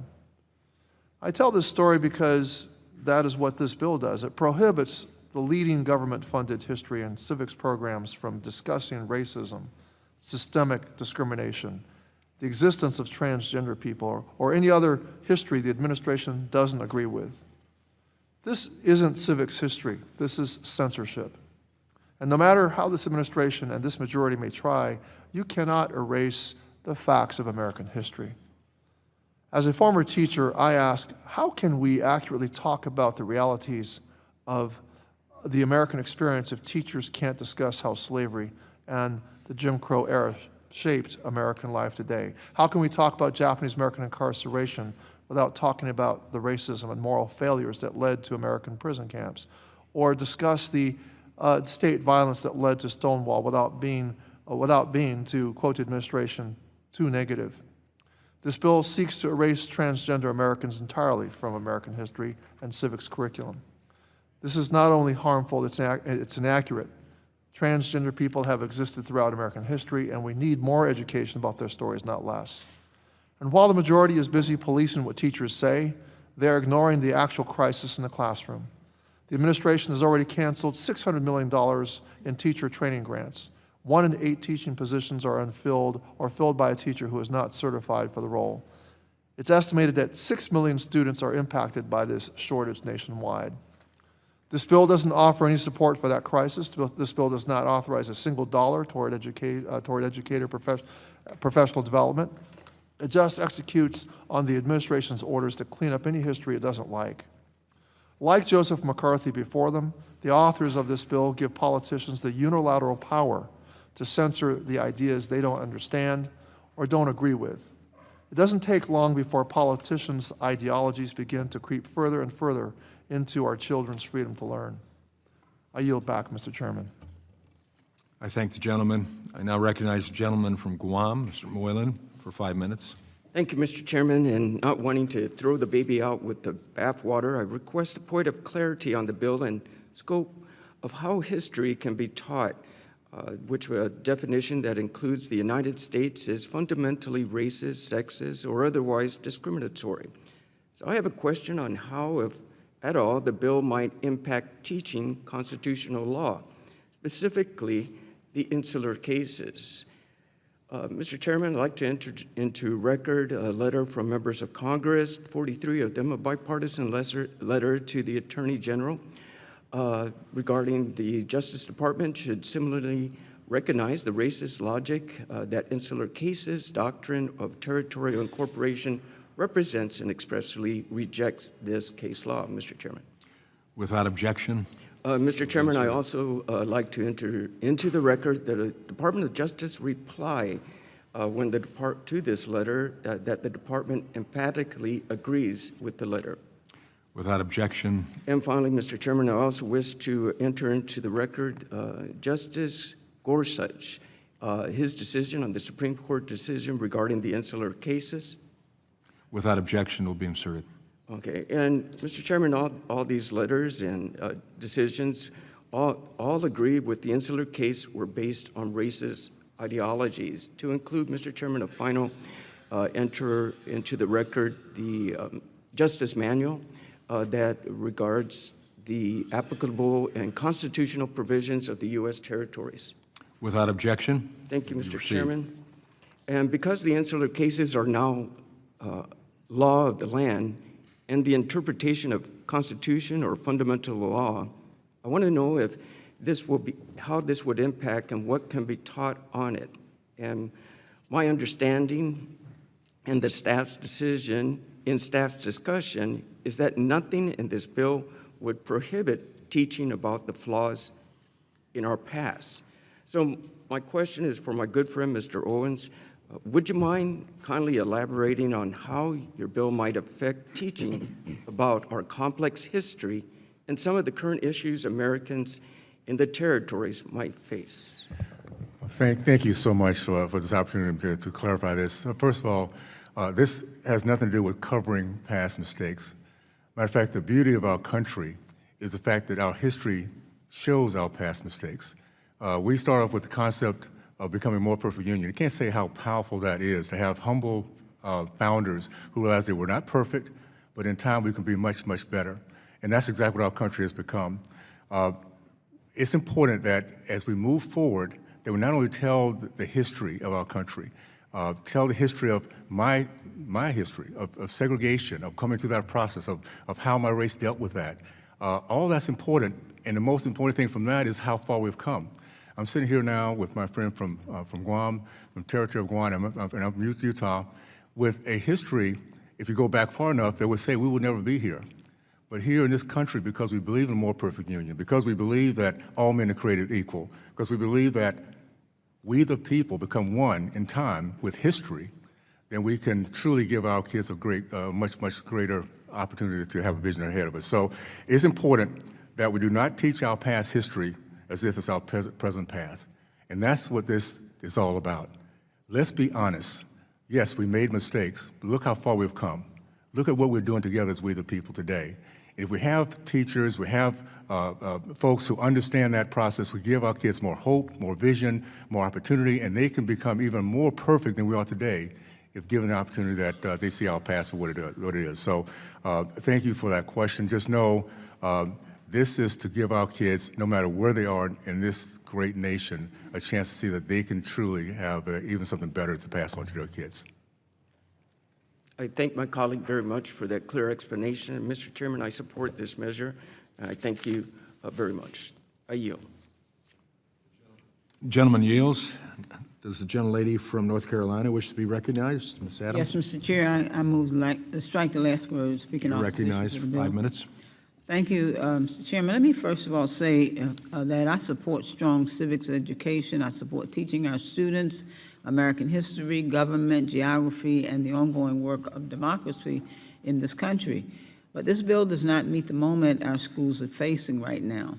Schools need stability. They need clear guidance. They need resources, and they need teachers, counselors, and civil rights enforcement, and a Department of Education that can actually answer the phone when states, districts, students, and families need help. Instead, this bill gives them another political fight. The American history and civics programs were created to help teachers teach history well and prepare students to understand our democracy. These programs support teacher training, student resources, and academics that help young people better understand our institutions and their responsibilities as citizens. Rather than strengthen that work, this bill would restrict those grants by using vague and politically loaded terms from President Trump's executive orders. This bill can limit what history can be taught in classrooms and may cause schools to pull back from certain instructional materials or teach preparation because they are worried about keeping access to federal funds. Well, that's not helping schools. That's putting one more burden on schools already dealing with too much. At the same time, this administration has cut the Department of Education's workforce dramatically. Committee staff noted that the administration's reduction in force cut the department's staff in half, reducing the staff available to answer questions from state and local education leaders. And so we know these cuts have real consequences. When the Office of Civil Rights is weakened, students and families are left waiting. Students with disabilities, students facing harassment, students experiencing discrimination, and families trying to get help are left wondering whether anyone at the federal level is still there to protect them. The Government Accountability Office reported that the administration announced a reduction in force and reorganization that would cut OCR's workforce by about half, and that from March to September 2025, OCR received more than 9,000 complaints of alleged discrimination and resolved more than 7,000, about 90%, through dismissals. Well, that should concern every member of this committee because civil rights enforcement is not paperwork. It is not bureaucracy. It's how we make sure that a child with a disability gets the services they're entitled to. It's how we make sure that a student is not denied opportunity because of race, sex, disability, religion, or national origin. It is how we make sure that schools are safe and fair places for every child. So I have to ask, why are we spending time on this bill when OCR needs support? Why are we debating another culture war bill when schools are asking for help with staffing shortages and learning loss and chronic absenteeism and student mental health and special education services and funding uncertainty? Why are we telling teachers what not to say instead of giving them the tools to do their jobs? My colleagues on the other side of the aisle often say that they want to return education to the states, but this bill does the opposite. It inserts Washington politics into teacher training and civics instruction while schools are already trying to navigate the chaos created by federal cuts and uncertainty. And so if we truly care about civics education, then we should invest in it. We should support teachers, we should protect the Office for Civil Rights, and we should make sure that the Department of Education has the staff and the capacity to serve students and families and schools. And what we should not do is pass a bill that creates confusion, chills honest instruction, and distracts from the real problems that schools are facing. So for those reasons, I urge my colleagues to vote no on this bill. And with that, Mr. Chairman, I yield back. I thank the gentlelady, and I recognize the gentlelady from Connecticut, Mrs. Hayes, for 5 minutes. Thank you, Mr. Chair. I move to strike the last word. You're recognized. As I sit here and hear debate on this piece of legislation, this does not do anything that it says it is supposed to do. As a history and social studies teacher, I taught civics and government and many of the things that we're discussing here for close to 15 years. 2,700 days in the classroom, not counting before and after school work or any of my summer work. And I can tell you that this committee talks more about sexual orientation and ideology and gender ideology than I ever heard in all of those years in the classroom. That's just not what teachers do. That's not what teachers talk about. That's not what teachers focus on. But what I will say when we're talking about the teaching of these things, many of my colleagues have referenced our founding documents and what our founding fathers may have put in these documents. But over those 250 years, we didn't just evolve to be the more perfect union that we are striving to be. People challenged those ideas. People showed up and asked questions. So the idea that young people today can't do that is just not what education is supposed to do. Teachers operate under, as a social studies teacher, I had to work under the social studies framework, our standards, the C3 framework, which you teach children how to recognize bias, write persuasively, examine critical ideas. You don't tell them what to think. You give them the tools in order to evaluate the information that they're receiving. So what we're hearing today is that people are afraid of students having all of the information. And it's really hard to defend this piece of legislation at a time where we're seeing the gutting of the Voting Rights Act, a piece of landmark legislation that was borne out over time and challenge and sacrifice and civil rights movements. Kids should learn all of those things in the classroom. And then I think probably the most egregious of all of this is the naming of the bill. The person that this bill is meant to uplift, while he was entitled to his own ideas, there are many people who do not feel the same way as my Republican colleagues, and that's just not the work that we should be engaged in on this committee.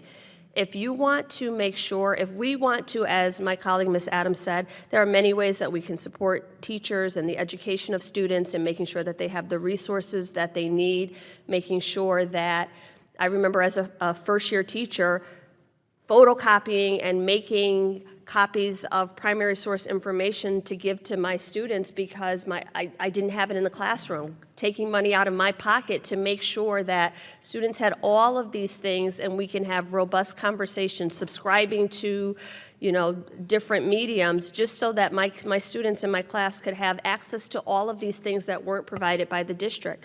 Those are some of the things that we could work on in order to improve civic education.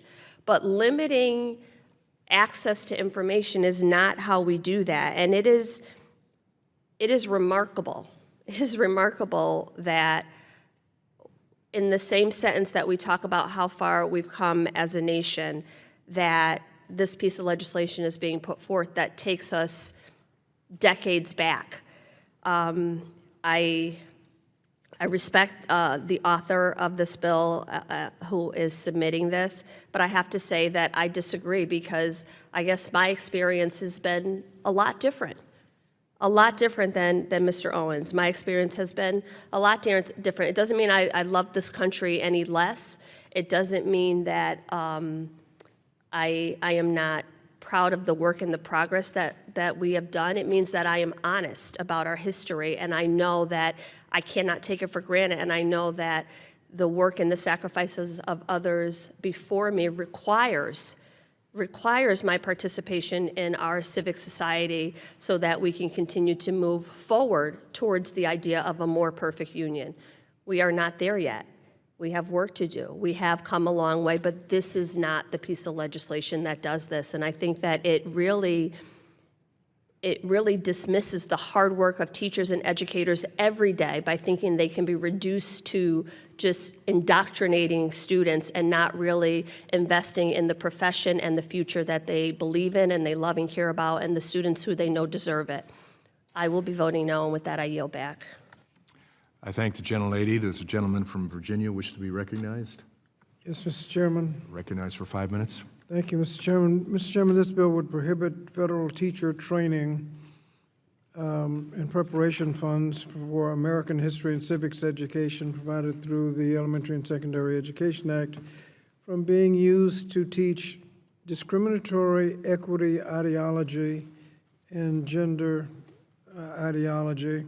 I think it should be said that federal government should want children to be taught the full breadth of our country's history, including the parts that are hard to talk about, and our teachers should be able to access training that help them do just that. But this bill is just another example of the majority promoting its view of history, and frankly, why the federal government needs to stay out of the curriculum. Discriminatory equity ideology means different things to different people. The gentleman from Guam went to great lengths to talk about discrimination in our history. The gentleman from Utah talked about slavery. I don't know how you can talk about those without talking about discriminatory equity ideology. The gentleman from Utah said, well, that's in the past, let's talk about the present. Well, how do you talk about the recent Louisiana versus Calais case on redistricting, where the Supreme Court said you could have discriminatory districts and prove it? Prove the districting plan discriminates against has the effect of discriminating against African Americans, but you have no recourse unless you can show it wasn't partisan as well as racial. There's no recourse to a racially discriminatory plan if the people who did it claim that it was partisan rather than racial. I don't know how it's just different things to different people. This bill would prohibit teaching that kind of discrimination and other subjects that I think most people think ought to be taught, like how to teach discrimination and how to teach diverse student bodies. Those are the kinds of things that teachers may need training in. This bill would prevent it. And while we should be addressing science, math, special education shortages, a majority is promoting anti-trans legislation that does nothing to get highly trained, highly qualified professionals into our classrooms. It limits the training around history and civics that an educator can receive, and for those reasons, we should defeat the legislation, and I yield back. I thank the gentleman. Are there any others who wish to be recognized for further discussion on the amendment and the nature of the substitute? There being no further discussion on the amendment and the nature of the substitute, the committee will move to consideration of amendments. Are there any members who would like to offer amendments? I recognize the gentlelady from Oregon, Ms. Bonamici. Thank you, Mr. Chairman. I have an amendment at the desk to the underlying text. The clerk will report the amendment. Amendment to the amendment in the nature of a substitute to H.R. 8705, offered by Ms. Bonamici of Oregon, identifier BONAMI_100. Does the gentleman from Utah reserve a point of order? Reserve a point of order. A point of order is reserved, and I now recognize the gentlelady from Oregon, Ms. Bonamici, for 5 minutes in support of her amendment. Thank you very much, Mr. Chairman. I agree, and I know all of my colleagues here agree with the need for accurate civics and history education, but this bill is about censorship. It's not about accurate history and civics education. It seeks to define what history is taught and how, and it seeks to limit what history is taught and how it is taught. And Mr. Chairman, should this bill pass, I would expect to see legal challenges, chilling of free speech, and also some chaos and confusion in classrooms across the country. What can you say? What can you talk about? But I'm going to try to make it a little bit better. It's not going to fix the bill, but I'm going to try to make it a little bit better with this amendment that would guarantee that no funds under this bill would be used to promote hate or discrimination, both of which we are seeing a lot these days. When people say things like, quote, "Black women do not have the brain processing power to otherwise be taken really seriously," end quote, or, quote, "The transgender thing happening in America is a throbbing middle finger to God," close quote, statements like that add to the division in our nation. And although viewpoint diversity is important, there is no place for hate speech in our schools and in our society. And recently, we've even heard someone say, "We need more Islamophobia," end quote. "Fear of Islam is rational," close quote. These statements send a message that discriminating against someone for their religious beliefs is acceptable. And let me be clear, it is not. Just this week, we saw a violent attack at an Islamic center in San Diego that left 3 people dead. Hateful rhetoric, like the remarks above, embolden these kinds of attacks. Political violence is unacceptable, period, and hatred is unacceptable, period. So my amendment would ensure that funds used to support our public schools do not go to those who support hate against any historically marginalized communities. So I urge my colleagues to support this amendment, and I yield back the balance of my time. Gentlelady yields. Does the gentleman insist on a point of I order? withdraw my point of order. Reservation is withdrawn. Does anyone else seek recognition on the amendment? The gentleman from North Carolina, Mr. Harris, do you wish to be recognized? Yes, Mr. Chairman, I'd like to speak in opposition to this amendment. You're recognized for 5 minutes. Mr. Chairman, I rise to speak against this amendment primarily because it is totally unnecessary. The core implication of this amendment is that the bill that's been introduced without this amendment would somehow otherwise ban teaching about racism, ban teaching about misogyny, or ban treatment about mistreatment of minorities. But the facts are, nothing could be further from the truth. Instead, this bill prohibits civics funding from being used to teach that the United States is fundamentally racist, sexist, or otherwise discriminatory.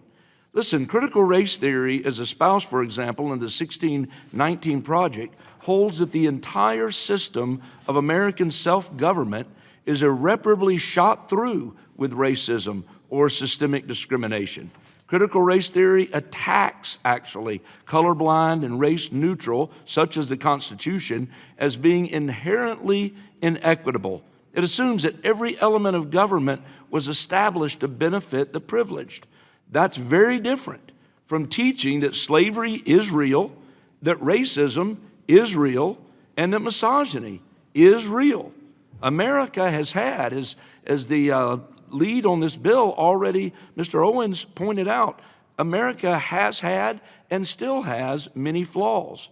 And this bill would do nothing to prohibit teaching that. However, America's story is one of progress.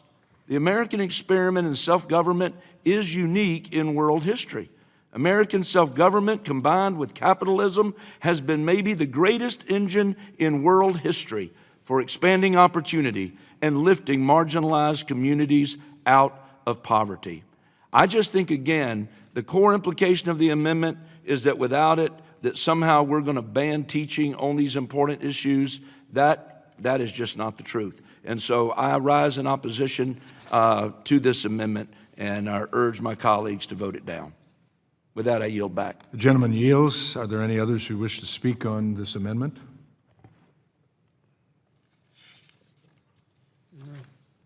Seeing none.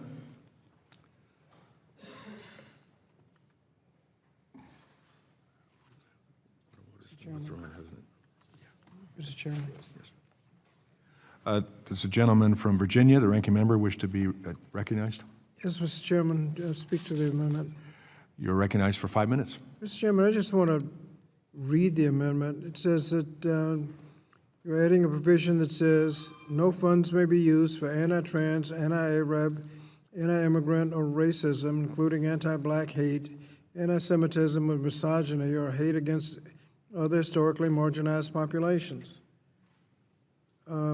If it doesn't pass, that would, I guess, funds could be used for that. So I guess we have a choice. Yield back. Gentleman yields. Are there any others that wish to speak on the amendment? Seeing none, the question is on the amendment by the gentlelady from Oregon, Ms. Bonamici. All in favor say aye. Aye. All opposed, no. No. In the opinion of the chair, the noes have it, and the amendment is not agreed to. A roll call vote is ordered pursuant to the chair's previous announcement. This vote will be postponed. Are there any further amendments to the amendment in the nature of a substitute to H.R. 8705? The gentlelady from North Carolina, Ms. Adams, do you wish to be recognized for an amendment? I wish to be recognized, Mr. Chairman. I have an amendment at the desk, AMD_587. The clerk will identify the amendment. Amendment to the amendment in the nature of a substitute to H.R. 8705, offered by Ms. Adams of North Carolina, identifier Adam NC_587. Does the gentleman from Utah wish to reserve a point of order? Reserve point of order, please. Point of order is reserved. I now recognize the gentlelady from North Carolina, Ms. Adams, to speak for 5 minutes on her amendment. Thank you, Mr. Chairman. I rise in support of my amendment, which makes one simple clarification. Nothing in this act shall be construed to prevent the teaching of the horrors of slavery in American history. That should not be controversial. If we're going to talk about American history and civics, then we have to be willing to tell the truth about American history and civics. We cannot teach the founding of this country without teaching the contradiction that existed at the very beginning. We cannot teach freedom without teaching slavery. We cannot teach the Constitution without teaching the millions of people who were excluded from its promises. And we cannot teach Reconstruction, civil rights, voting rights, or the long struggle for equal justice without teaching what made those struggles necessary in the first place. And that's not in contradiction. That's history. And our students are strong enough to learn the truth. The concern with this bill is that its broad and politically charged language may create confusion for schools and teachers. Committee staff has already warned that this bill may limit what history can be taught in classrooms and may influence local decisions about instructional materials and teacher preparation because schools do not want to risk federal funding.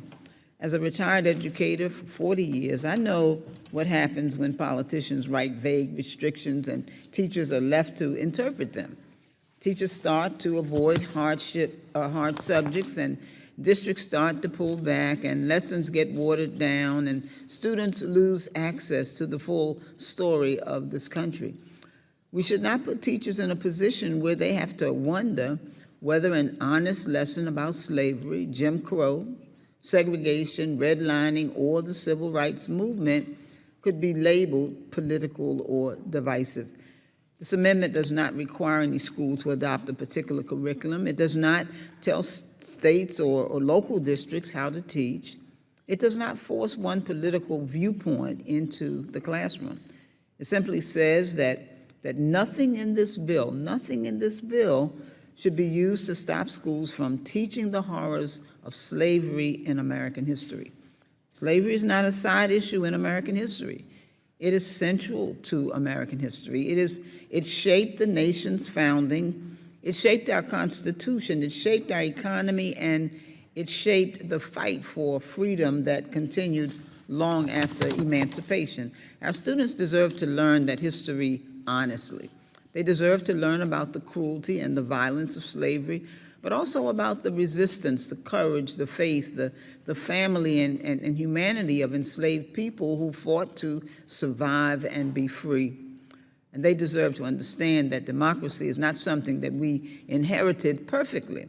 It's something generations of Americans had to fight to make real.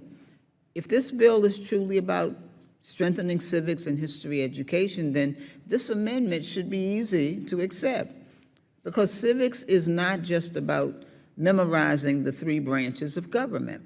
It's about understanding who had power, who was denied it, and how people organized, protested, legislated, and sacrificed to expand the promise of America. So again, my amendment is straightforward. It gives teachers and school districts clarity. It protects the teaching of the horrors of slavery in American history, and it makes clear that this act should not be used to erase, avoid, or sanitize one of the most important and painful chapters in our nation's story. I urge my colleagues to support the amendment. With that, Mr. Chairman, I yield back. The gentlelady yields. Does the gentleman from Utah insist on his point of order? Yes, thank you, Mr. Chairman.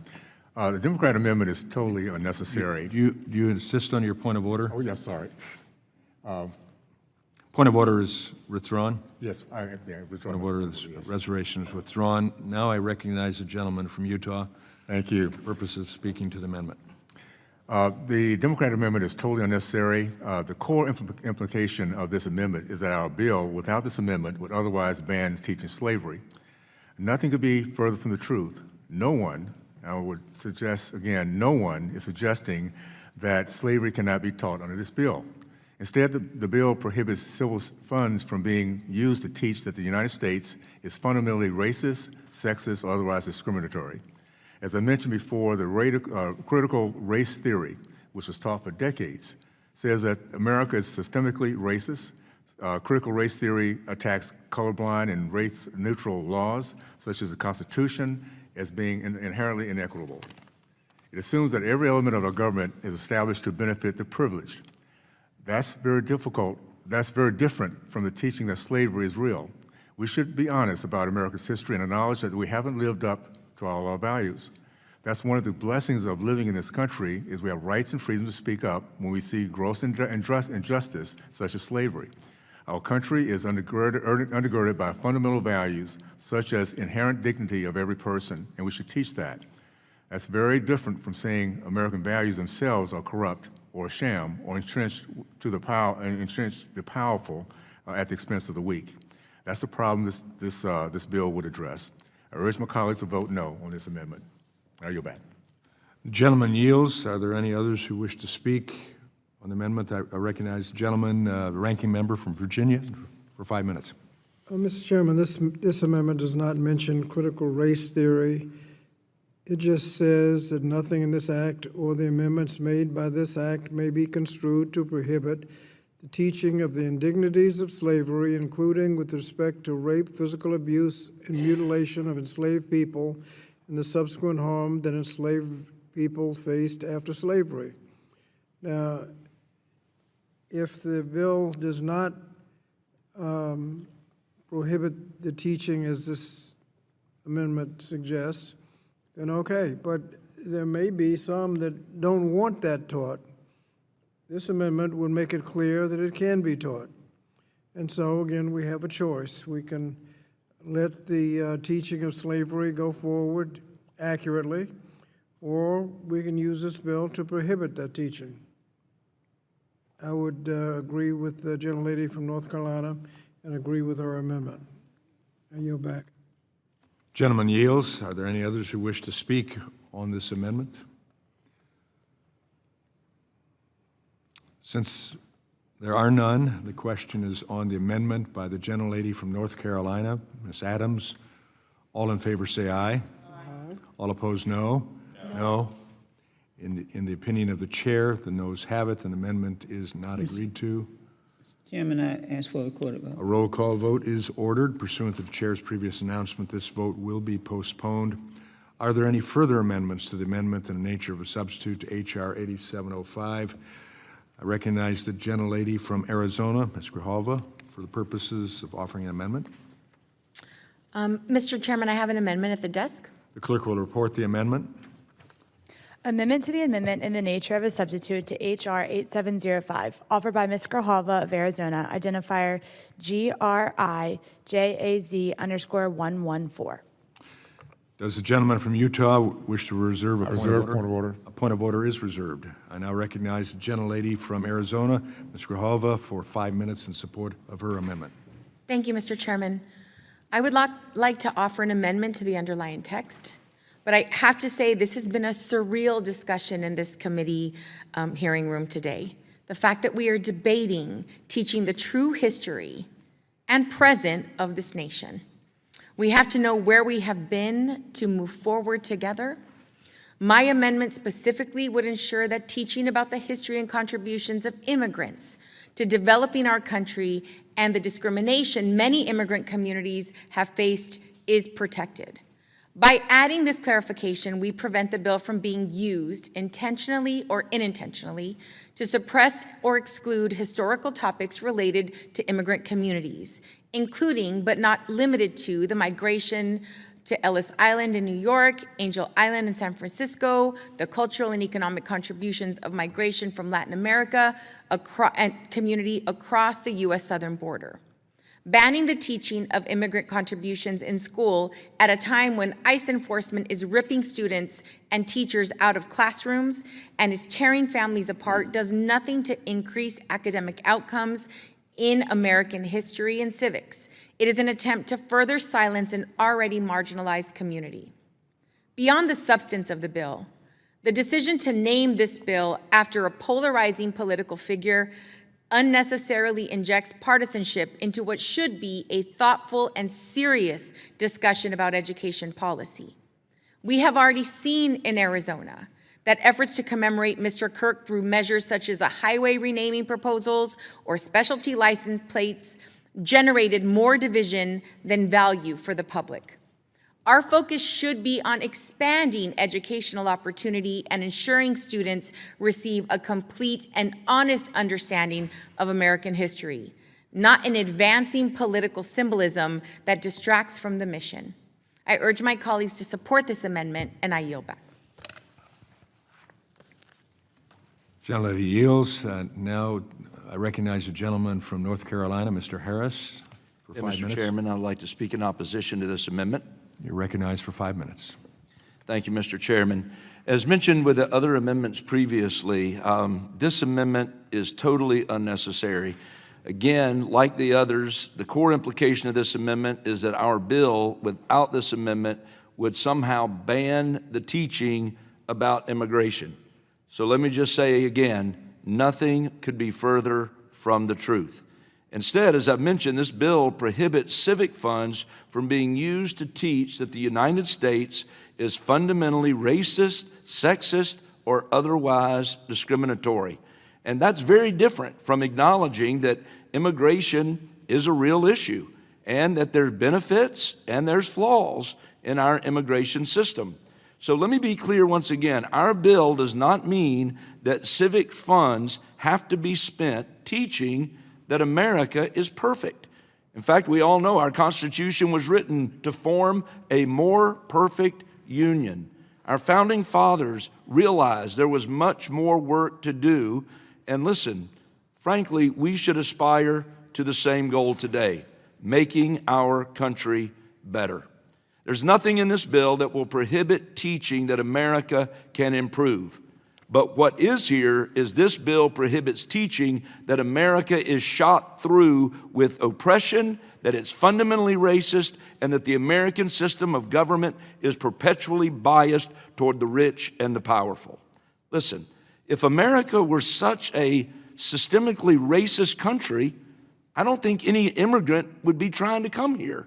But immigrants themselves, at least the ones I've spoken with throughout my district, will tell you that America, for all of its flaws, is the best hope of the free world. No country in the world has ever been such an engine of economic opportunity, of liberty, and of hope for impoverished people. That's why so many people are wanting to get in. So again, I come back to where I started.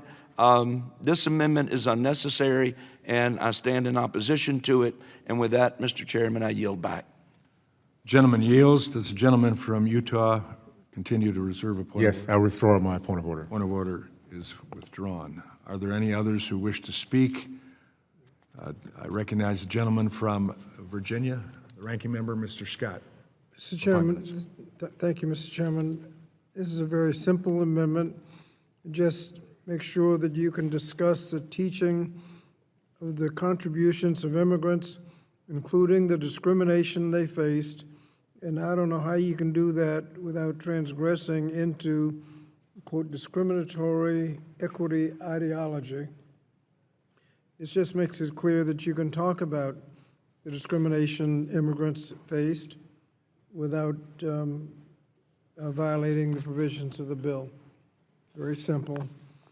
And I think history is history.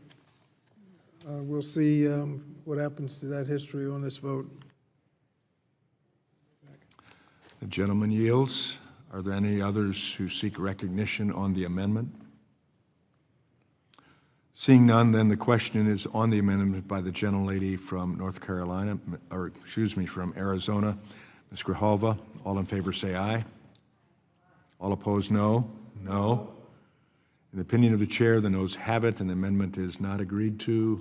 Ask for a recorded vote, please. A roll call vote is ordered pursuant to the chair's previous announcement. This vote will be postponed. Are there any further amendments to the amendment in the nature of substitute to H.R. 8705? I recognize the gentleman from Virginia, the ranking member, Mr. Scott, for purposes of amendment.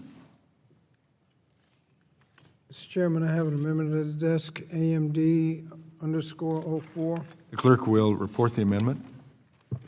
Amendment to the amendment in the nature of a substitute to H.R. 8705, offered by Mr. Scott of Virginia, identifier Scott_AMD_04. Does the gentleman from Utah reserve a point of order? Reserve point of order. Excuse me.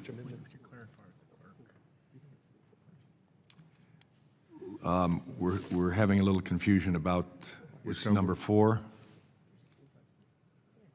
404, AMD 04.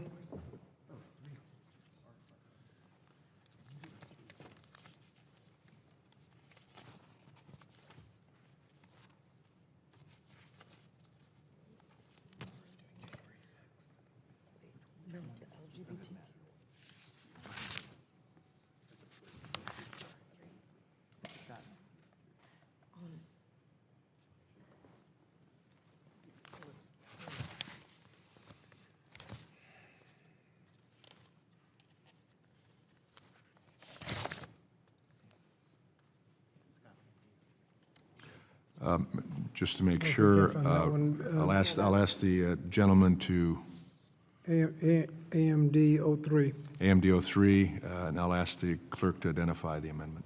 Amendment to the amendment in the nature of a substitute to H.R. 8705, offered by Mr. Scott of Virginia, identifier Scott_AMD_03. Good.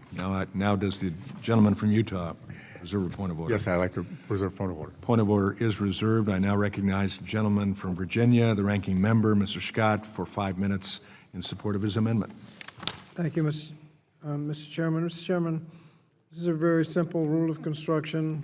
It says nothing in this act or the amendments made by this act may be construed to prohibit the teaching of the role of LGBTQ people in the history of the United States, including with respect to Harvey Milk, his contributions to the United States politics and his assassination, or Marsha P. Johnson, her work as a transgender rights activist, and her role in the Stonewall Rebellion.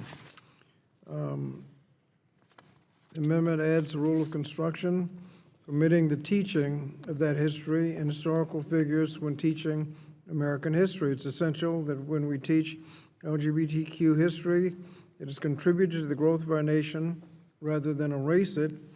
If we did that, it would be erasing a community's past, and that's one of the most effective ways to marginalize them in the present. Legislation that attacks marginalized communities only increases discrimination and harassment, which leads to adverse mental health outcomes for members of the LGBTQ community. In 2021, 68% of all LGBTQI plus students surveyed reported feeling unsafe in their school environment due to their perceived sexual orientations, gender identity, or expression. In addition, more than 3/4 of LGBTQ students who attended school in person during the surveyed period reported experiencing in-person verbal harassment based on their sexual orientation, gender expression, or gender at some point in the past year. This amendment protects educators' ability to be trained in teaching methods and support of inclusion and acceptance of students regardless of their sexual orientation or gender identity. And for that reason, I support the amendment and hope it's adopted. Yield back. Gentleman yields. Does the gentleman from Utah? I withdraw my point of order. Point of order is withdrawn. I now recognize the gentlelady from Illinois, Ms. Miller, for purposes of speaking on the amendment. Thank you. The Democrat amendment misses the point of the bill. This bill bans teaching for radical gender ideology, and that term is clearly defined. President Trump's executive order says, gender ideology replaces the biological category of sex with an ever-shifting concept of self-assessed gender identity, permitting the false claim that males can identify as and thus become women, and vice versa, and requiring all institutions of society to regard this false claim as true. Gender ideology includes the idea that there is a vast spectrum of genders that are disconnected from one's sex.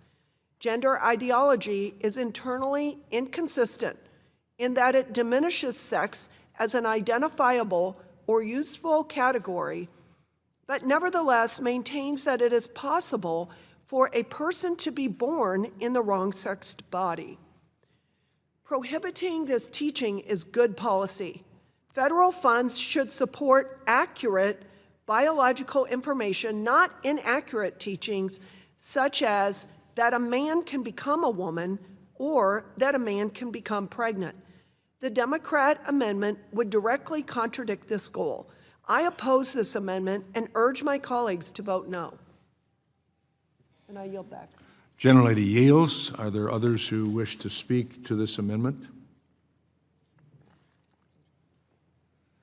Seeing none, hearing none, the question is on the amendment by the gentleman from Virginia, the ranking member, Mr. Scott. All in favor say aye.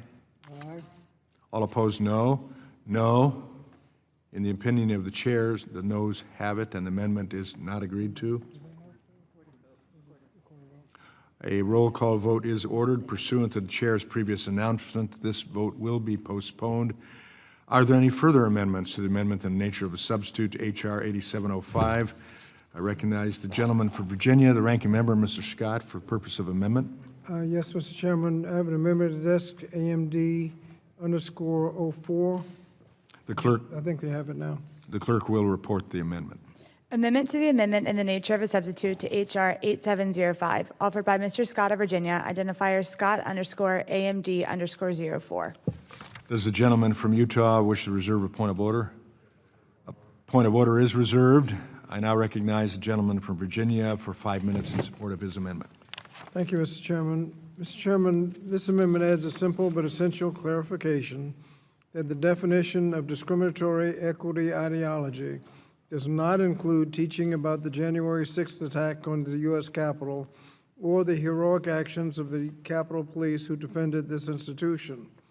This clarification is necessary because under the bill's definition, teaching about January 6th could be mischaracterized as making white students feel blamed or stereotyped for actions committed in the past by other members of the same race, color, sex, national origin in which the individual played no part, since most of the rioters that day were white. We cannot allow this definition to be used to silence educators or to prevent students from learning about what happened on January 6th, including the lies that fueled the attack and the bravery of the officers who protected the Capitol. It is well documented that President Trump was reluctant to condemn the actions of his supporters, even as violence unfolded. And he has since claimed the rioters posed, quote, zero threat, saying some of them went in and they're hugging and kissing the police and the guards. They had a great relationship. In reality, many rioters violently clashed with police, smashing windows, ramming doors, and assaulting officers. Dozens of officers were severely injured defending the Capitol and protecting the peaceful transfer of power.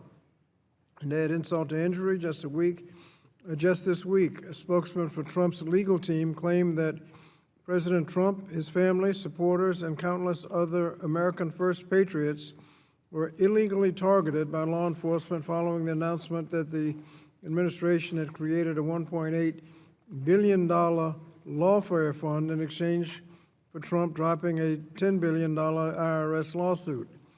Two Capitol Police officers who defended the Capitol in January have now filed suit to block that fund. Their lawsuit states plainly that the January 6 rioters engaged in an insurrection by attacking the Capitol to prevent the lawful certification of a presidential election. These officers put their lives on the line to protect democracy. Students deserve to learn the truth about what happened that day, and nothing in this bill should be twisted to prevent that. This amendment ensures that teaching factual history is not treated as discrimination and that courage of the Capitol Police is not erased from the classroom. So I urge my colleagues to support the amendment and yield back the balance of my time. The gentleman yields. Does the gentleman from Utah insist on a point of order? Point of order is withdrawn. Does anyone else seek recognition on the amendment? I recognize myself to speak to the amendment for 5 minutes. I hate to say this, but I think this amendment is a solution in search of a problem. Discriminatory equity ideology is clearly defined, and there's no need to further define what this means. The definition is President Trump's executive order, which says, among other things, and I quote, discriminatory equity ideology means an ideology that treats individuals as members of preferred or disfavored groups rather than as individuals and minimizes agency, merit, and capability in favor of immoral generalizations, including that members of one race, color, sex, or national origin are morally or inherently superior to members of another race, color, sex, or national origin. An individual, by virtue of the individual's race, color, sex, or national origin, is inherently racist, sexist, or oppressive, whether consciously or unconsciously. The United States is fundamentally racist, sexist, or otherwise discriminatory, end quote. There's no need to further clarify the definition, I believe. And I believe this amendment is going totally off topic in an effort to score political points against the president. I oppose the amendment and urge my colleagues to vote no. Does anyone else seek recognition on the amendment? Seeing none, the question is on the amendment by the gentleman from Virginia, Mr. Scott. All in favor say aye. Aye. All opposed, no. No. In the opinion of the chairs, the noes have it, and the amendment is not agreed to. A roll call vote is ordered pursuant to the chair's previous announcement. This vote will be postponed. Are there any further amendments to the amendment in the nature of a substitute to H.R. 8705? I recognize Mr. Scott, the gentleman from Virginia, the ranking member, to speak Mr. Chairman, I have present a new amendment. Mr. Chairman, I have an amendment to the desk AMD_06. The clerk will report the amendment. Amendment to the amendment in the nature of a substitute to H.R. 8705, offered by Mr. Scott of Virginia, identifier Scott_AMD_06. Does the gentleman from Utah reserve a point of order? Yes, I reserve point of order. Point of order is reserved. I now recognize the gentleman from Virginia, the ranking member, Mr. Scott, for 5 minutes in support of his amendment. Thank you, Mr. Chairman. Mr. Chairman, this amendment would ensure that the bill would not prohibit the educators from being trained to teach facts related to involvement of any member of the current presidential administration or any former presidential administration in investigations of sexual trafficking of children or grooming children for sexual trafficking. Real-world examples, such as the case involving Jeffrey Epstein, matter because our children deserve to know a complete history based on facts, not just things that support certain political ideology or promote the belief that our political leaders are without flaws. This amendment assures that educators can be trained to teach history using facts even when there are uncomfortable truths.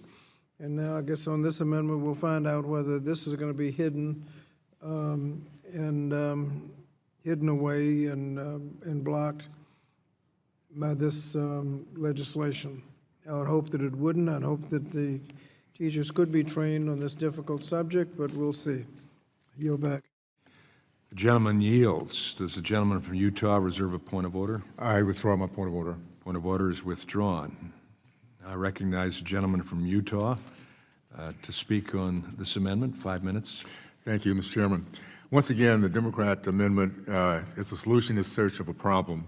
Discriminatory equity ideology is clearly defined, and there's no need to further define what this means.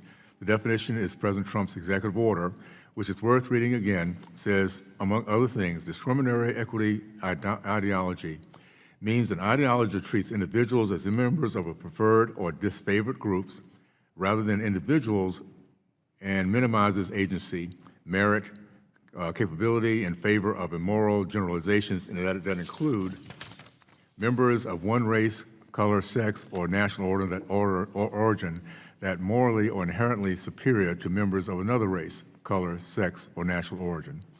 An individual, by virtue of individual's race, color, sex, or national origin, is inherently racist, sexist, or oppressive, whether consciously or unconsciously.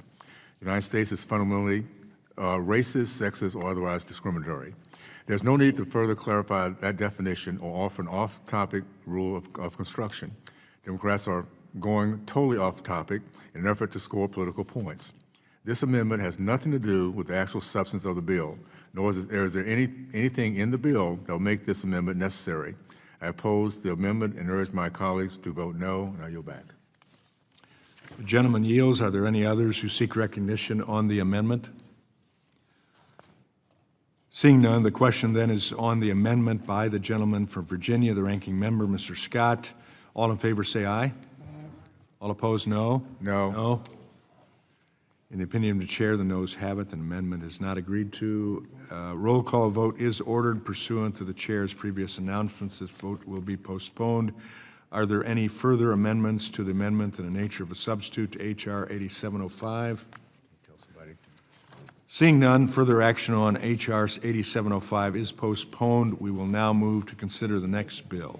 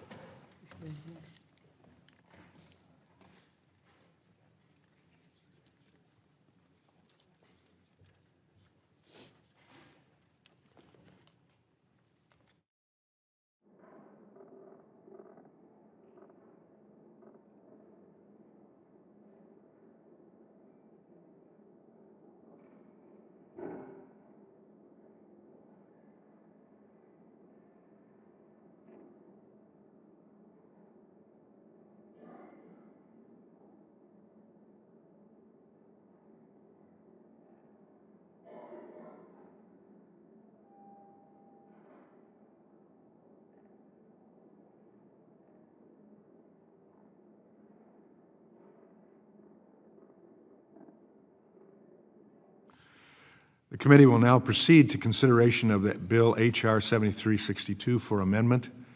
The bill was circulated in advance and printed copies are available. The clerk shall designate the bill. H.R. 7362, a bill to amend the Employment Retirement Income Security Act of 1974 to simplify the filing of Form 5500 for employee benefit plan administrators. Without objection, the first reading of the bill is dispensed with. Without objection, the bill will be considered as read and open for amendment at any point, and any amendment offered shall be considered as read. Does anyone seek to be recognized? Mr. Grothman, for what purpose do you seek recognition? I have an amendment at the desk. I'm kind of surprised. I thought the room was going to fill up for this thing, but, okay, I have an amendment at the desk. Take any benefit you can get, okay? The clerk shall designate the amendment in the nature of a substitute. Amendment in the nature of a substitute to H.R. 7362, offered by Mr. Grothman of Wisconsin, identifier H.R. 7362_ANS. Without objection, the amendment shall be considered original text for purposes of further amendment. The amendment in the nature of a substitute has already been distributed. I now recognize Mr. Grothman for 5 minutes to explain the amendment in the nature of a substitute. H.R. 7362, the Form 5500 Filing Simplification Act is bipartisan legislation designed to modernize and simplify outdated federal reporting requirements for employer-sponsored benefit plans governed by the Employee Retirement Income Security Act, ERISA. Specifically, H.R. 7362 establishes a single uniform filing deadline for annual reports required under ERISA. Under current law, plan administrators do not have enough time to complete all necessary reporting requirements before the filing deadline. Also, there's a shortage of people to fill out these forms at that time due to other things going on.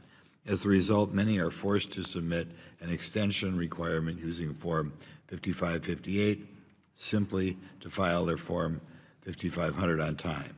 It's a redundant two-step process which increases paperwork and compliance costs without improving oversight or protections for the participants.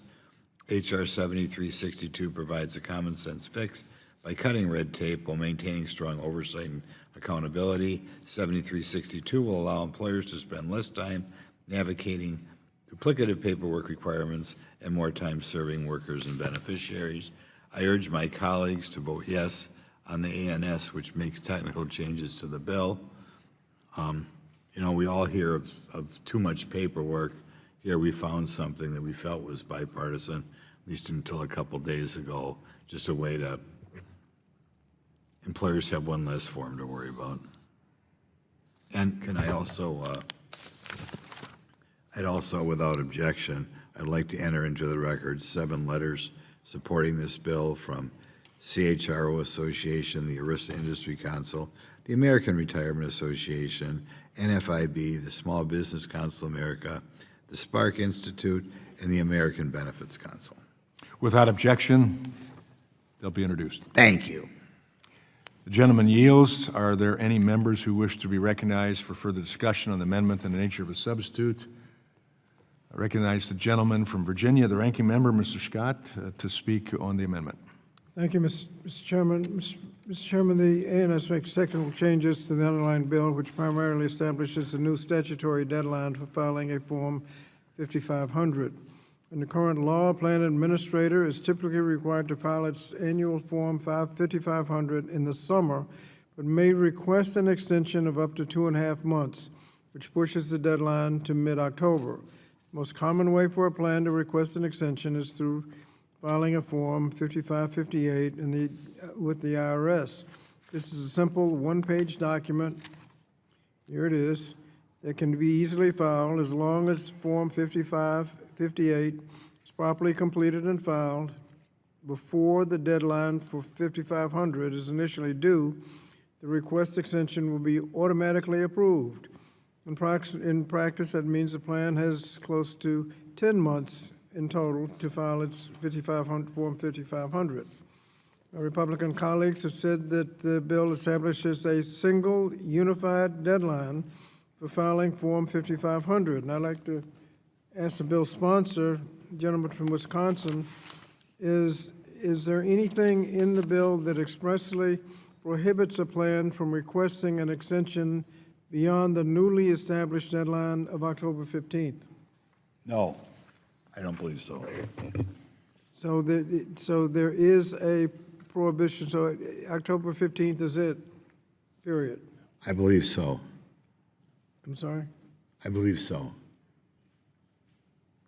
You have a section that points to that? I'm sorry, I didn't hear you. You have right now, under the present law, you have an automatic right to an extension. Right. Is that repealed in the bill? I believe the intent was that it be repealed. Well, reclaiming my time, I thank the gentleman.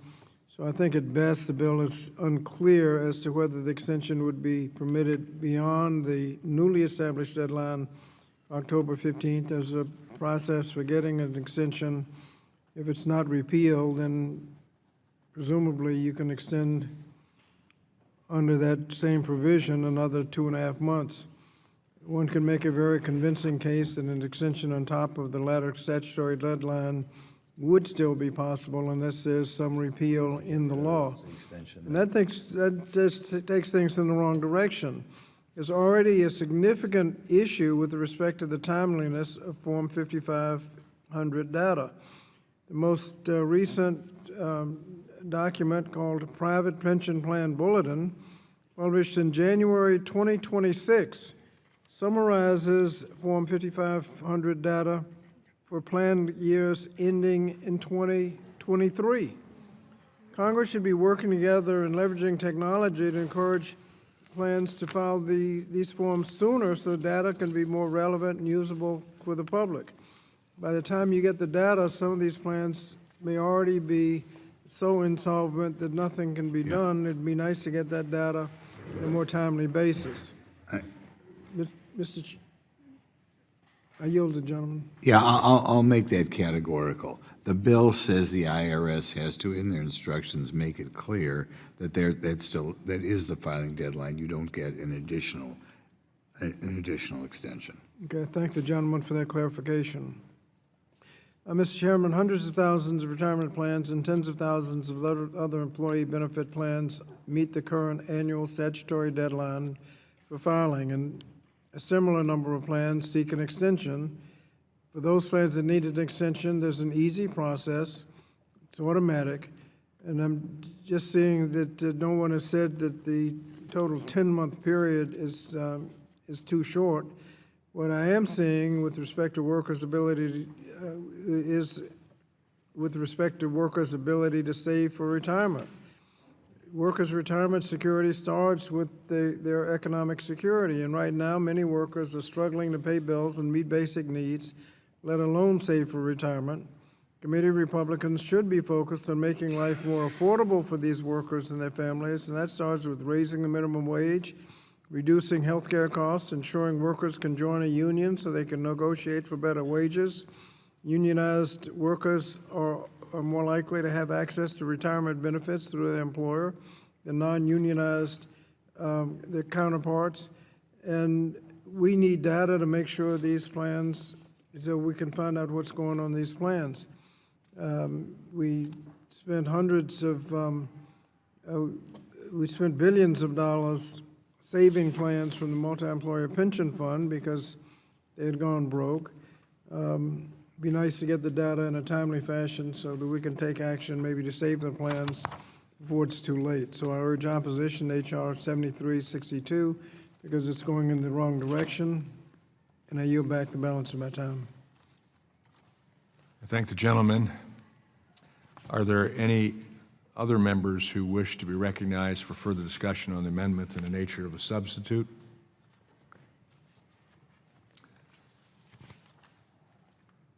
There being no further discussion on the amendment in the nature of substitute, the committee will move to consideration of amendments. Are there any members who would like to offer amendments? There being no amendments, the question now occurs on the amendment in the nature of a substitute to H.R. 7362. All in favor say aye. Aye. All opposed, no. No. In the opinion of the chairs, the ayes have it, and the amendment in the nature of substitute is agreed to. We'll now move on to consider the next bill.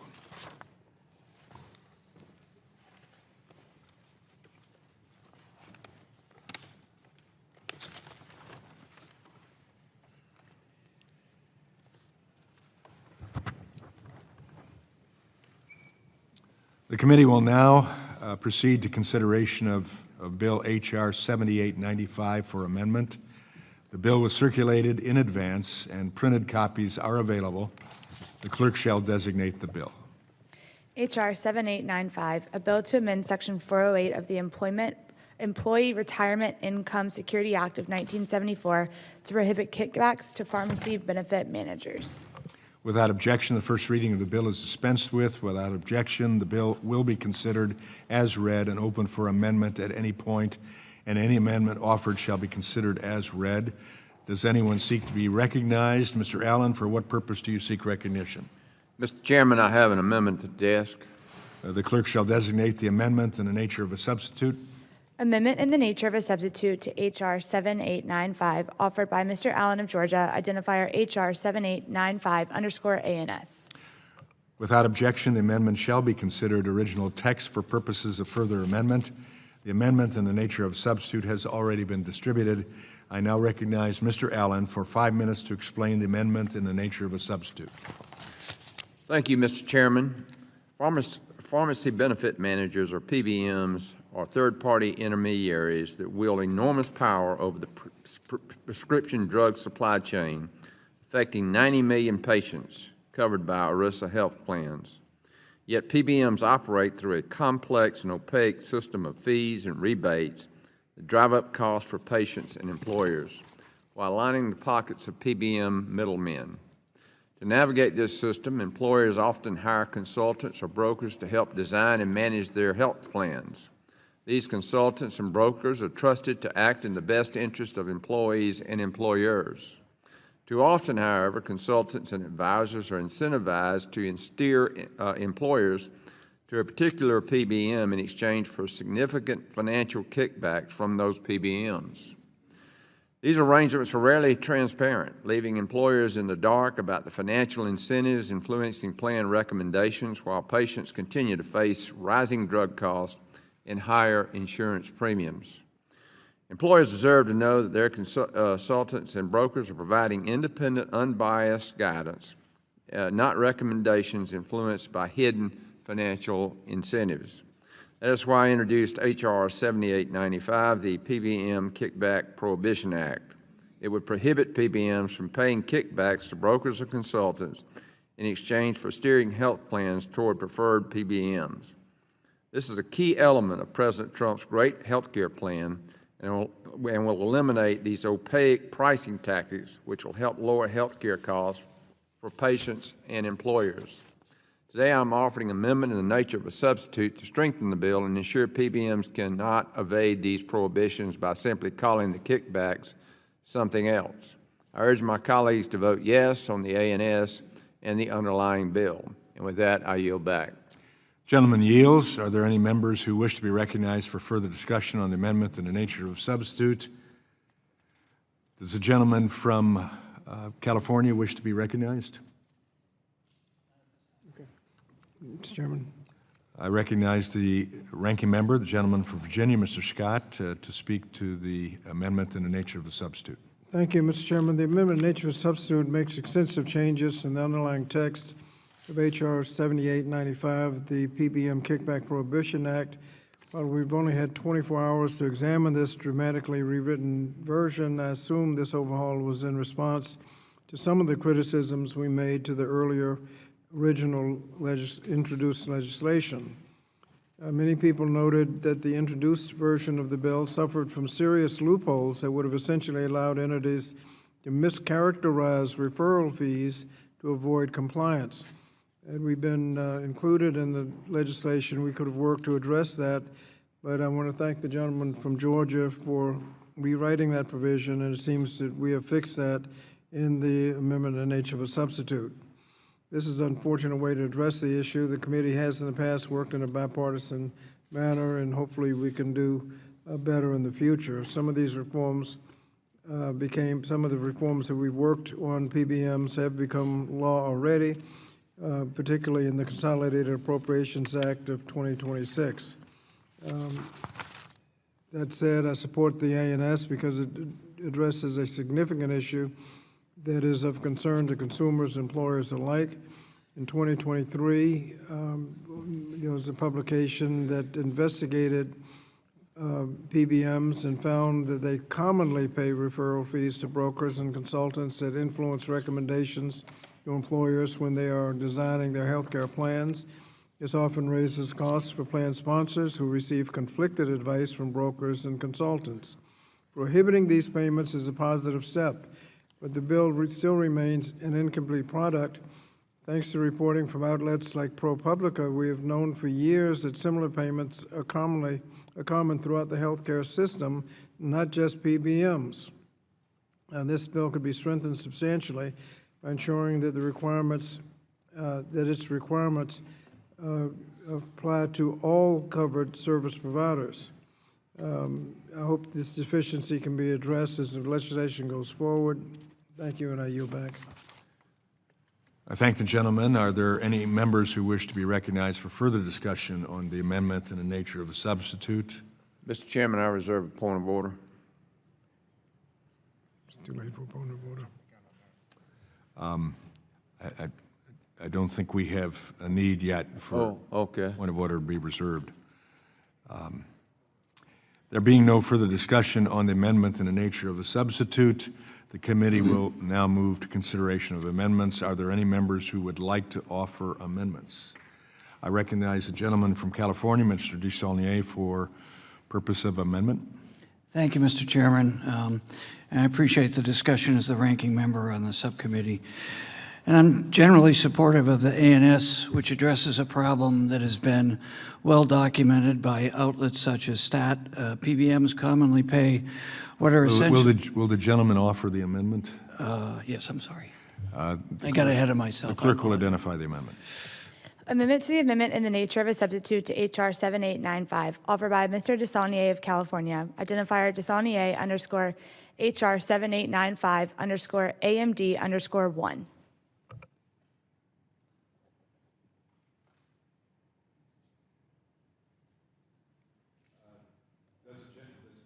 Gentleman from Georgia, reserve a point of order. Mr. Chairman, I reserve a point of order. Point of order is reserved. I now recognize the gentleman from California, Mr. DeSaulnier, for 5 minutes in support of his amendment. Thank you, Mr. Chairman. Sorry to get ahead of the clerk.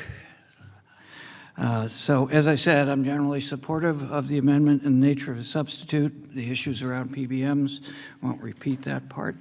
But this conflicted advice can result in employers getting a bad deal on behalf of their workers, raising health care costs for both workers and their families. I'm concerned that the scope of the legislation is too narrow.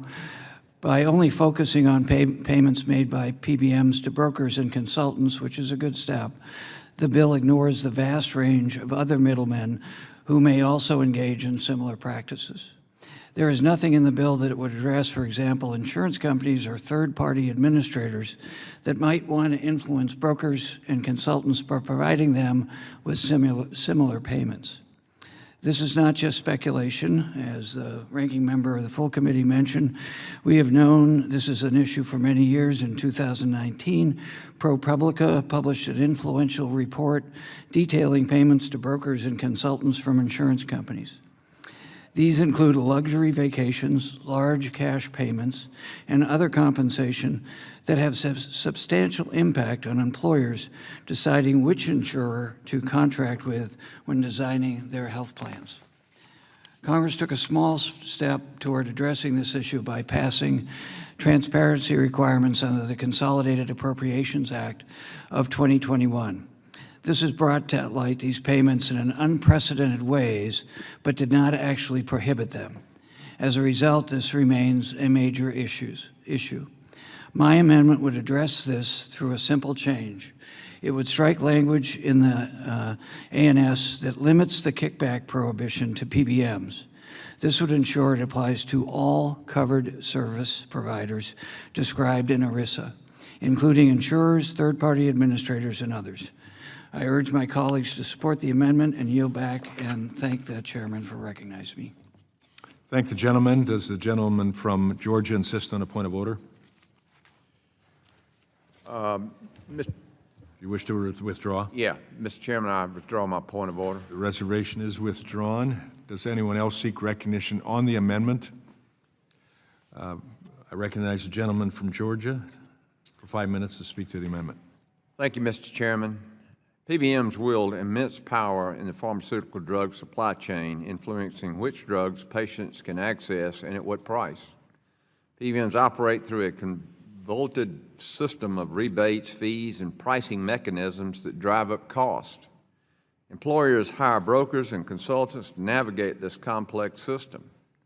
However, some brokers and consultants are being paid by PBMs to steer employers toward decisions that make more money for the PBMs but harm patients. Cracking down on PBMs paying kickbacks to consultants and brokers is a key feature of President Trump's great health care plan. Other entities may also be making steering payments to brokers and consultants. However, to address PBM's pharmaceutical monopoly, we must keep the scope of this bill focused on PBMs to lower costs as part of the President's great health care plan. For these reasons, I urge my colleagues to vote no on the amendment.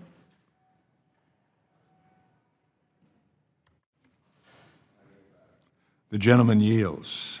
Are there any others who seek recognition on the amendment? Seeing none, the question is on the amendment by the gentleman from California, Mr. Desaulniers. All in favor say aye. All opposed, no? No. In the opinion of the chair, the noes have it, and the amendment is not agreed to. Mr. Chairman, I'd like to request a recorded vote. A roll call vote is ordered. Pursuant to the chair's previous announcement, this vote will be postponed. Are there any further amendments to the amendment in the nature of substitute to H.R. 7895?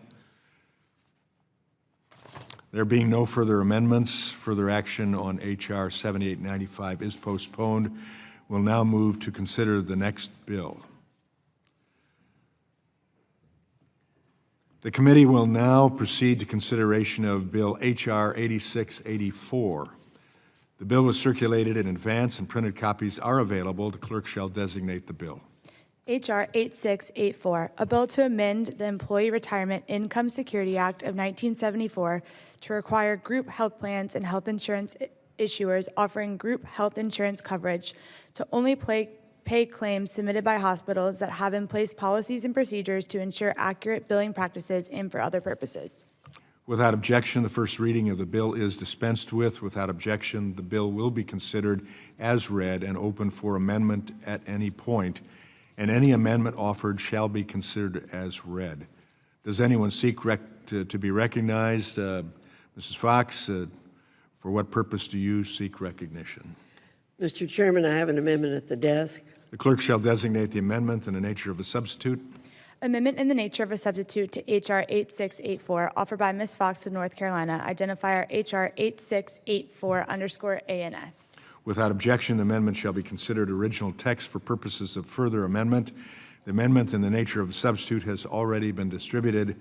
I now recognize the gentlelady from North Carolina, the Chairman Emeritus of this committee, Mrs. Fox, for 5 minutes to explain the amendment in the nature of a substitute. Thank you very much, Mr. Chairman. I really appreciate your recognizing me and considering this bill, or considering this amendment.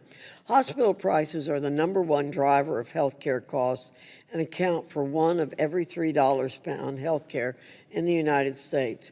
In recent decades, provider consolidation has skyrocketed, reducing competition and driving up costs for patients and employers. One way this happens is through hidden facility fees. Hospitals often purchase outpatient clinics and then bill services provided of those clinics as if they were delivered in a hospital setting, allowing them to charge additional facility fees to insurers with little transparency or accountability. Those higher costs are ultimately passed on to patients through higher premiums and increased out-of-pocket expenses. My bill, the Transparency in Billing Act, reaffirms a common sense policy. Patients and health plans should pay for the care that is actually provided, not hidden or inflated charges.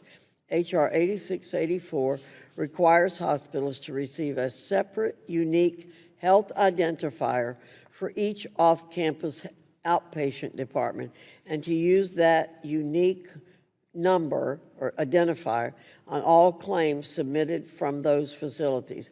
This allows plans to see exactly what services they're being charged for. The bill also protects employers and plan sponsors from paying claims unless hospitals bill honestly for their services. H.R. 8684 increases transparency, ensures hospitals are honestly and accurately billing for services, and helps lower health care costs for American families. I urge my colleagues to support this legislation. The amendment in the nature of a substitute is purely technical in nature and makes no substantive changes to the legislation. With that, I yield back. I thank the gentlelady. Does the gentleman from Virginia, the ranking member, wish to be recognized? Yes, Mr. Chairman. Move to strike the last word.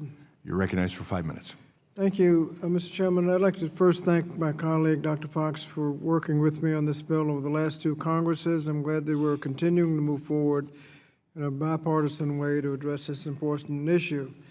As she said, the ANS makes only technical changes to the underlying legislation, which improves billing in a commercial market to address opaque billing practices by hospitals that rise costs for both workers and businesses. According to CMS, the hospital industry accounts for 31% of overall health spending in the U.S.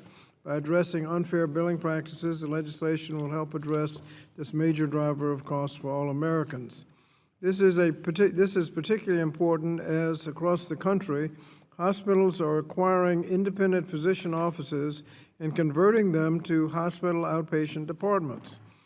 Hospital outpatient departments often charge facility fees and receive higher reimbursement rates than physician offices or other lower-cost settings, even when the care provided may be essentially identical. And while it may be appropriate and necessary for care provided in certain settings to receive higher reimbursement rates based on a variety of factors, this is not true across the board.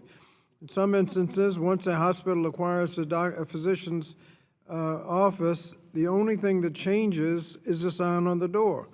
The care provided is identical. This does not justify increased costs to the health care plan or the consumer.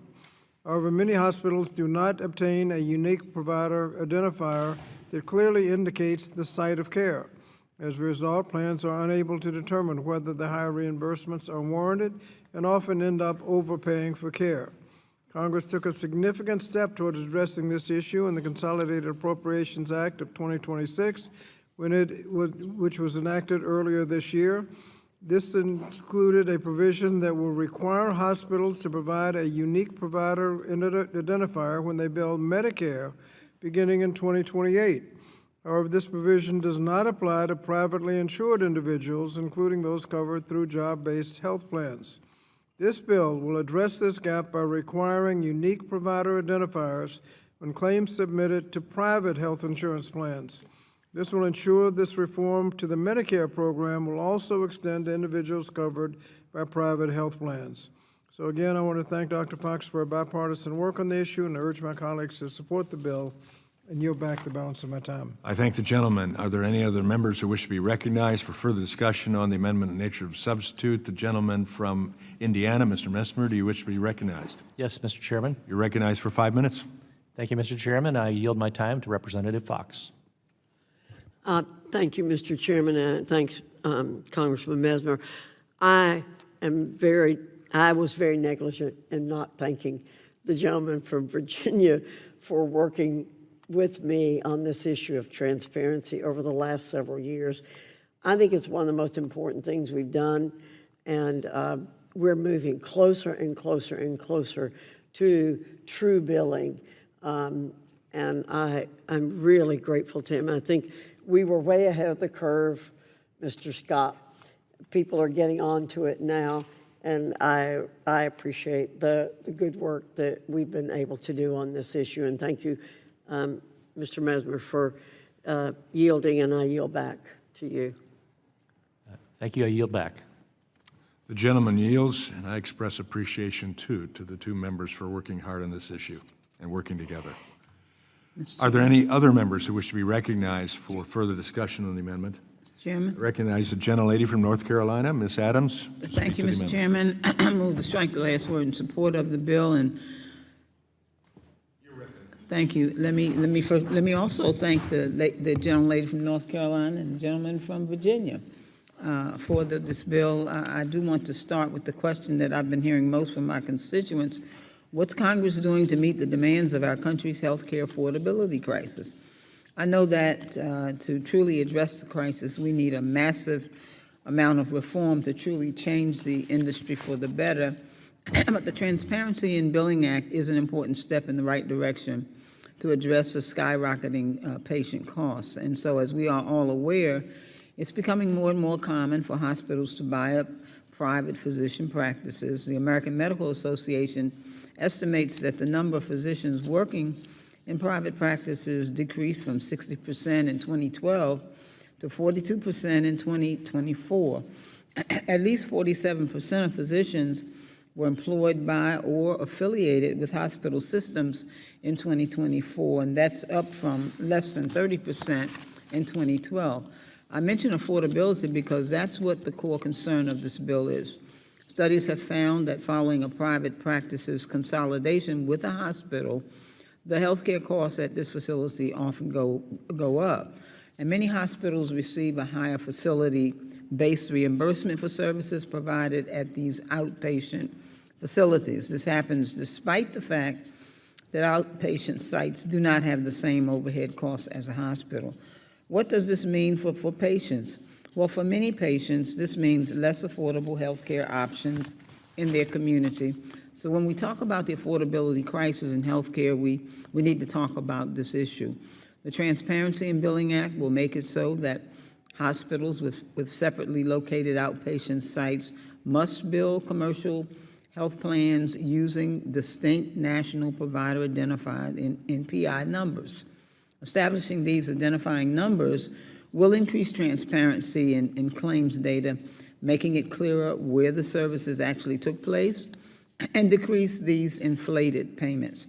This is the first step to creating more fair pricing for patient health care services, and with bipartisan support for this bill, we're delivering on the needs of American patients. And for that reason, again, I thank my colleagues, but I urge my colleagues to vote yes on the bill. And with that, Mr. Chairman, I yield back.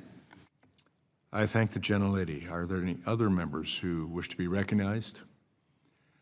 Seeing none, there being no further discussion on the amendment and the nature of a substitute, the committee will move to consideration of amendments. Are there any members who would like to offer amendments? There being no amendments, the question now occurs on the amendment and the nature of a substitute to H.R. 8684. All in favor say aye. Aye. All opposed, no. In the opinion of the chair, the ayes have it, and the amendment and the nature of the substitute is agreed to. Pursuant to the previous order, the chair declares the committee in recess, subject to the call of the chair. We expect to reconvene promptly at 2 p.m. Thank you. The committee stands in recess.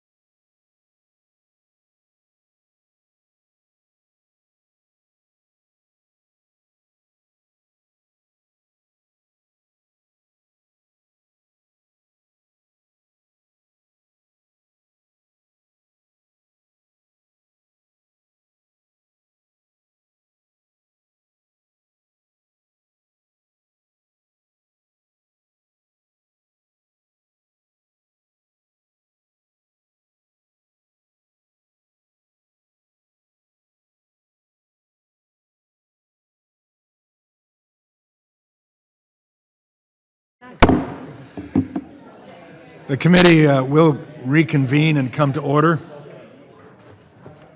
following our recess. We'll proceed to postpone requests for recorded votes.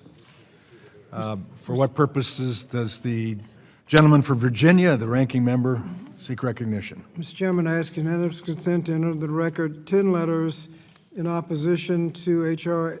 8736, one from the National Council on Disabilities, the rest from disability advocacy groups, the Alliance for Expanding America's Workforce, Association for People Supporting Employment First, ARC, Coalition to Promote Self-Determination, Melwood Family of Companies, National Association of Councils of Developmental Disabilities, National Disability Rights Network, National Down Syndrome Society, and the National Organization on Disability.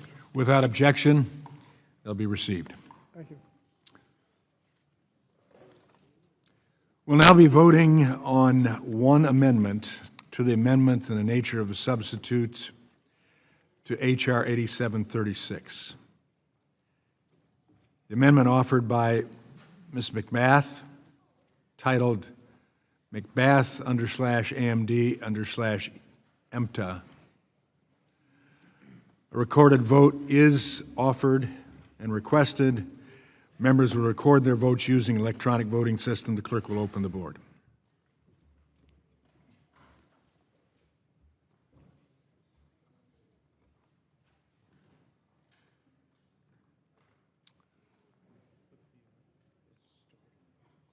The view is getting better all the time, but we haven't seen the...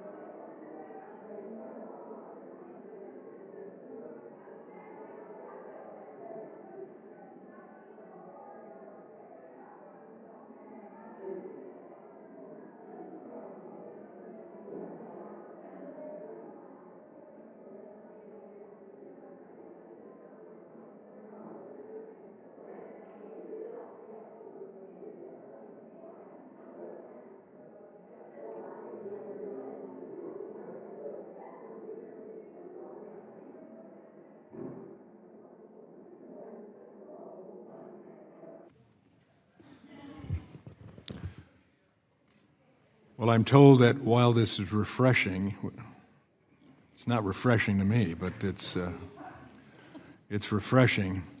We're going to do it the old-fashioned way, and the clerk will be calling the roll. We'll be voting again on one amendment, the amendment offered by Ms. McBath. A recorded vote is requested. Members will respond as the clerk calls the roll. The clerk will call the roll. Mr. Wahlberg. No. Mr. Wahlberg votes no. Mr. Wilson. No. Mr. Wilson votes no. Ms. Fox. No. Ms. Fox votes no. Mr. Thompson. No. Mr. Thompson votes no. Mr. Grothman. No. Mr. Grothman votes no. Ms. Stefanik. Ms. Stefanik votes no. Mr. Allen. Mr. Allen votes no. Mr. Comer.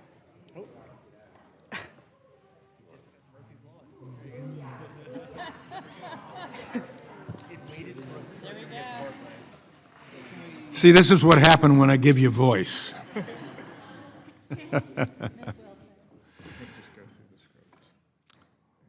We'll go. Members record their votes using the electronic voting system. The clerk will open the vote. It's good to see it opened.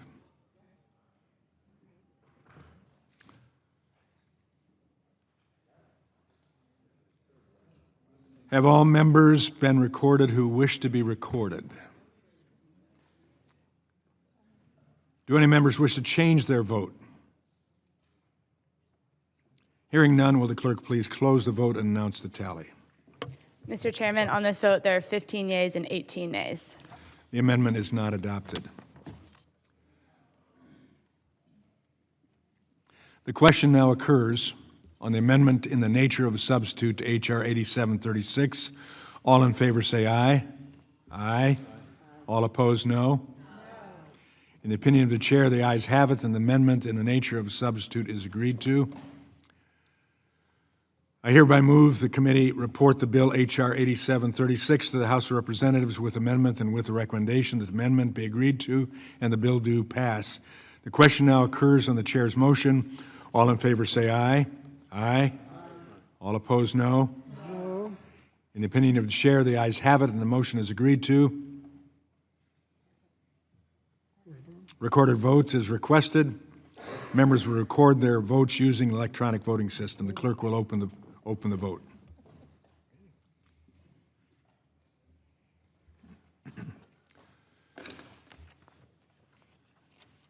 Have all members been recorded who wish to be recorded?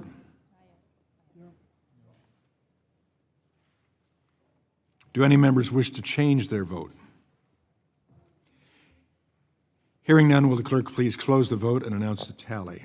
Mr. Chairman, on this vote, there are 18 yeas and 15 nays. The ayes have it, and the motion is agreed to, H.R. 8736 as amended, and the accompanying materials shall be transmitted to the House of Representatives. The chair notes for the record that a quorum is present. We'll now be voting on 6 amendments to the amendment in the nature of a substitute to H.R. 8705, the amendment offered by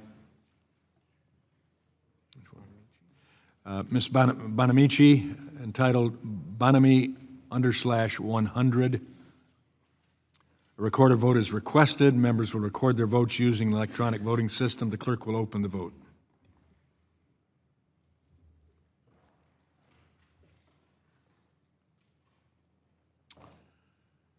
Have all members been recorded who wish to be recorded? Do any members wish to change their vote? Hearing none, will the clerk please close the vote and announce the tally? Mr. Chairman, on this vote, there are 15 yeas and 19 nays. The amendment is not adopted. We'll now be voting on the amendment offered by Ms. Adams, titled Adam NC 587. A recorded vote is requested. Members will record their votes using the electronic voting system. The clerk will open the vote.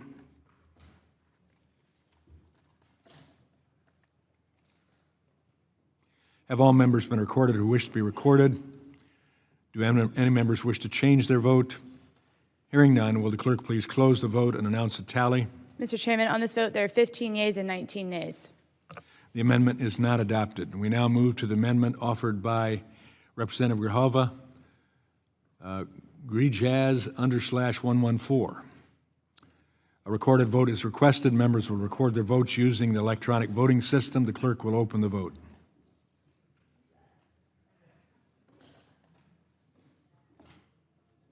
Have all members been recorded who wish to be recorded?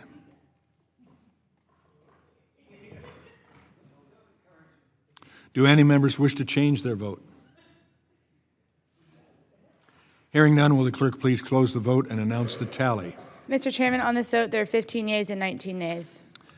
The amendment is not adopted. We now move to the amendment by Representative Scott, Scott_AMD_03. A recorded vote is requested. Members will record their votes using the electronic voting system. The clerk will open the vote.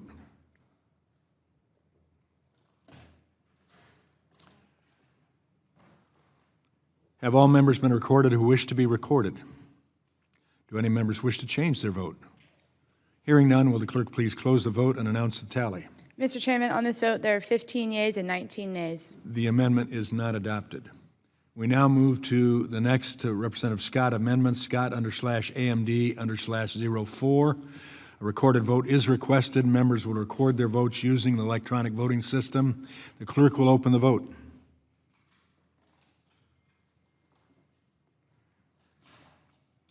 Have all members been recorded who wish to be recorded? Do any members wish to change their vote? Hearing none, will the clerk please close the vote and announce the tally? Mr. Chairman, on this vote, there are 15 yeas and 19 nays. The amendment is not adopted. We now move to Representative Scott's amendment, Scott_AMD_06. A recorded vote is requested. Members will record their votes using the electronic voting system. The clerk will open the vote.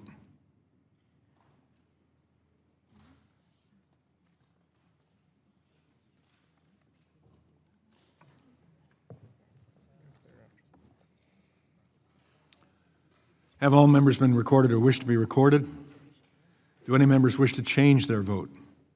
Hearing none, will the clerk please close the vote and announce the tally? Mr. Chairman, on this vote, there are 15 yeas and 19 nays. The amendment is not adopted. The question now occurs on the amendment in the nature of a substitute to H.R. 8705. All in favor say aye. Aye. All opposed, no. In the opinion of the chair, the ayes have it, and the amendment in the nature of a substitute is agreed to. I hereby move that the committee report the bill H.R. 8705 to the House of Representatives with amendment and with the recommendation that the amendment be agreed to and the bill do pass. The question now occurs on the chair's motion. All in favor say aye. Aye. All opposed, no. In the opinion of the chair, the ayes have it, and the motion is agreed to. Recorded vote is requested. Members will record their votes using the electronic voting system. The clerk will open the vote.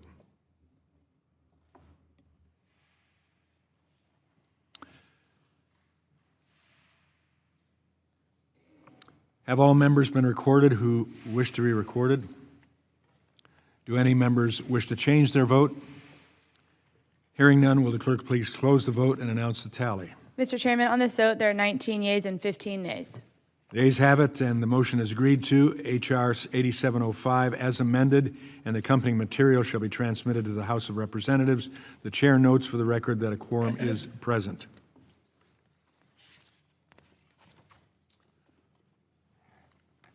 I hereby move that the committee report the bill H.R. 7362 to the House of Representatives with amendment and with the recommendation that the amendment be agreed to and the bill do pass.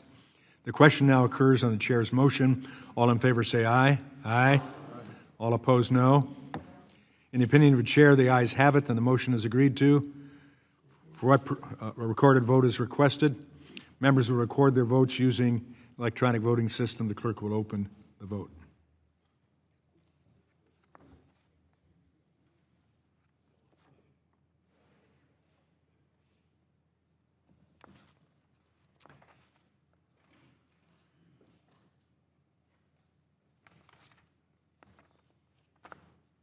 Have all members been recorded who wish to be recorded?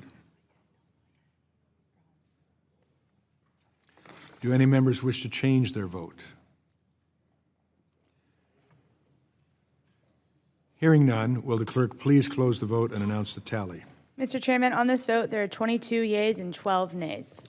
The ayes have it, and the motion is agreed to. H.R. 7362 as amended, and the accompanying material shall be transmitted to the House of Representatives.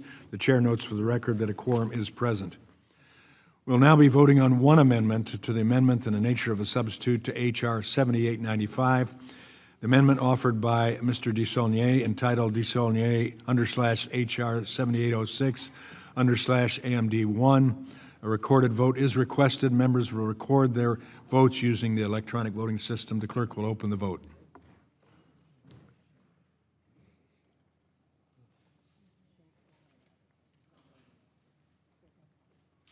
Do any members wish to change their vote?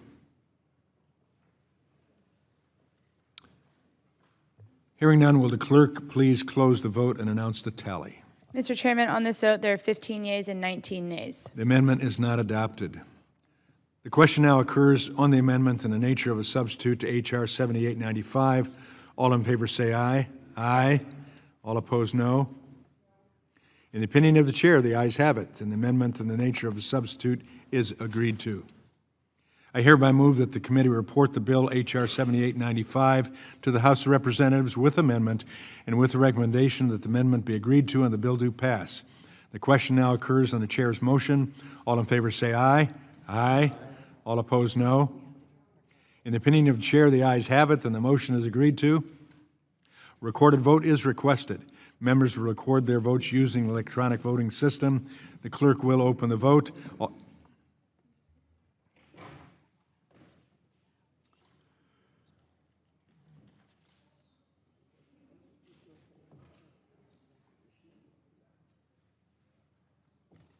Have all members been recorded who wish to be recorded?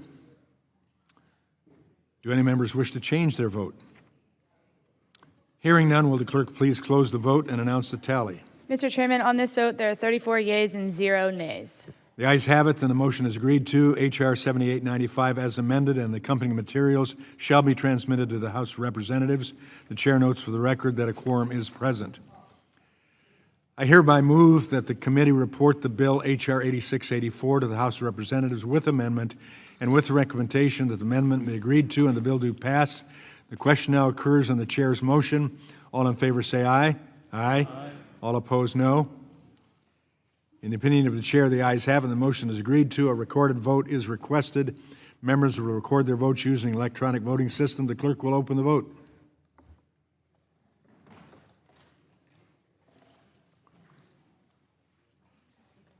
Have all members been recorded who wish to be recorded? Do any members wish to change their vote? Hearing none, will the clerk please close the vote and announce the tally? Mr. Chairman, on this vote, there are 34 yeas and 0 nays. The ayes have it, and the motion is agreed to. H.R. 8684 as amended, and the accompanying materials shall be transmitted to the House of Representatives. The chair notes for the record that a quorum is present. I ask unanimous consent that the staff be authorized to make necessary technical and conforming changes to today's bills. Without objection, so ordered. Pursuant to House Rule 11, Clause 2L, I give notice that all members have the requisite number of days to file supplemental, minority, additional, or dissenting views. Without objection, so ordered.